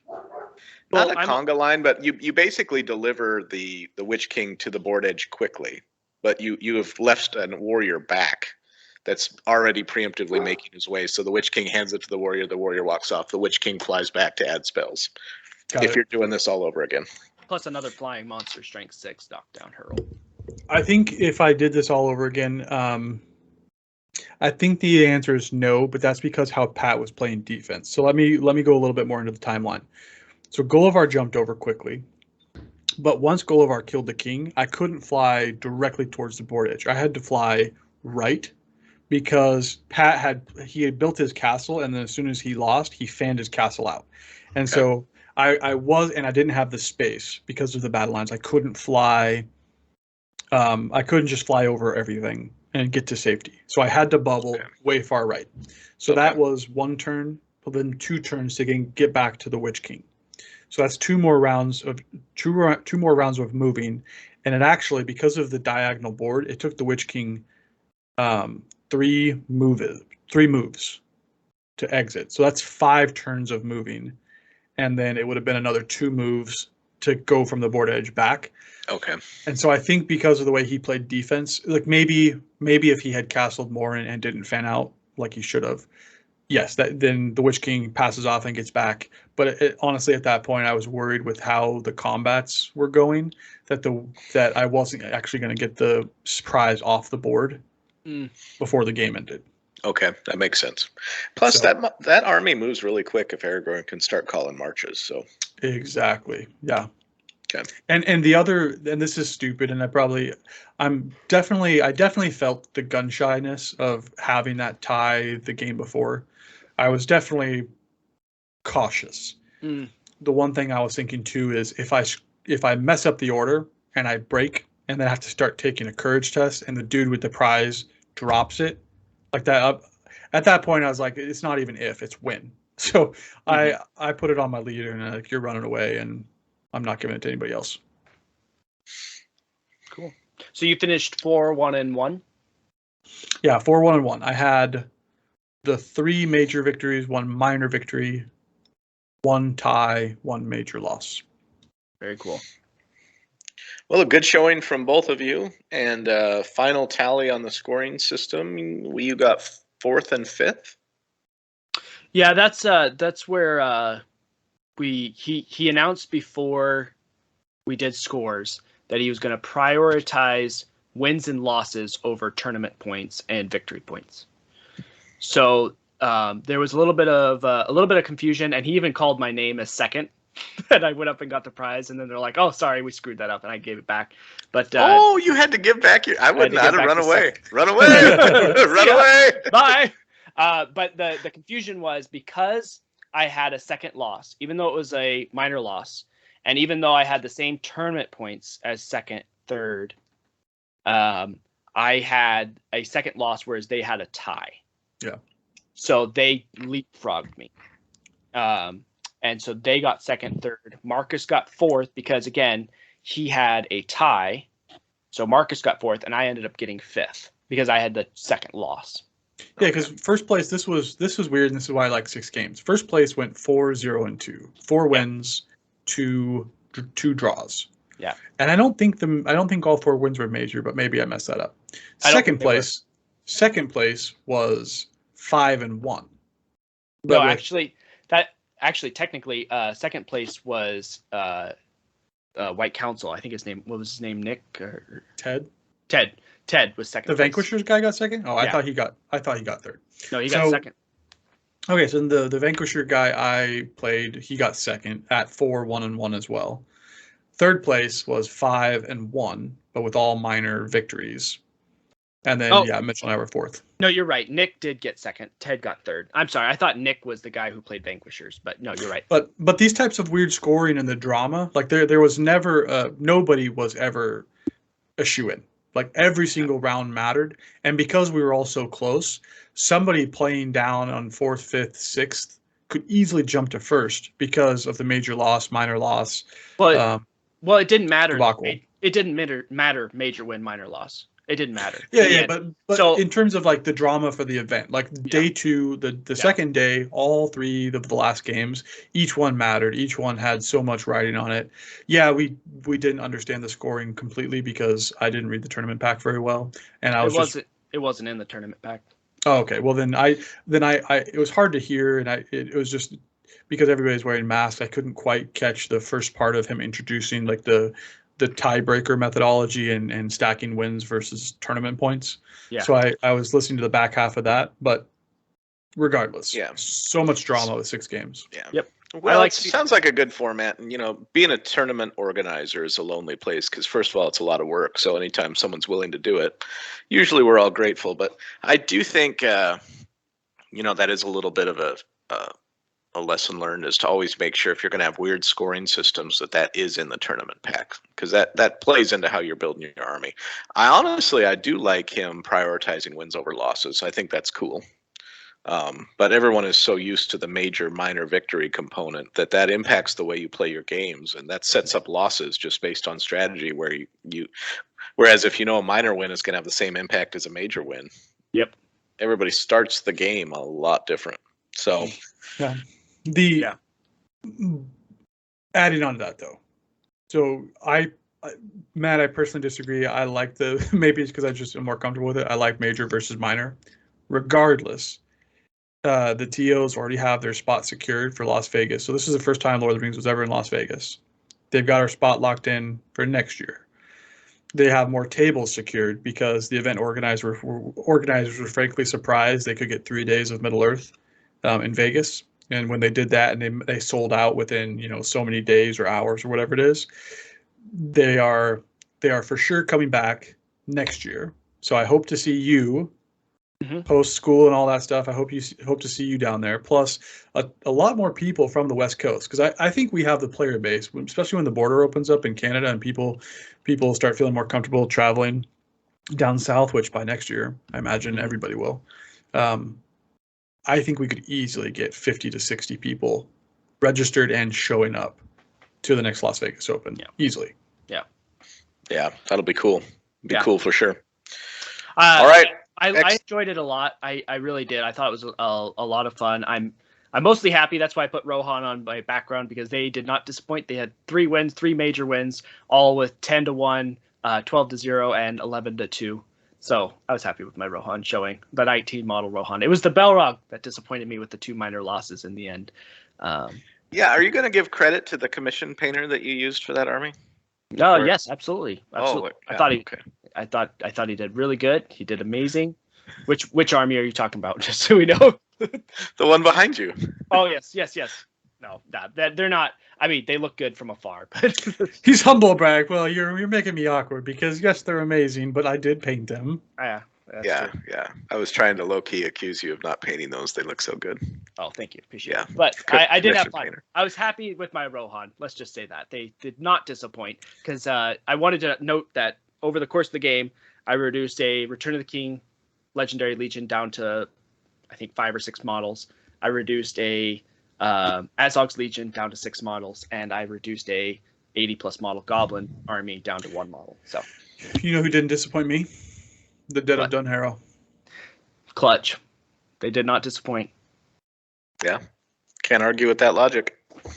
All right. Well, I mean, I know you're all disappointed that you didn't wind up winning it, but still, 4th and 5th on a major U.S. event. Nothing to hang your head about. It's nicely done. Yep.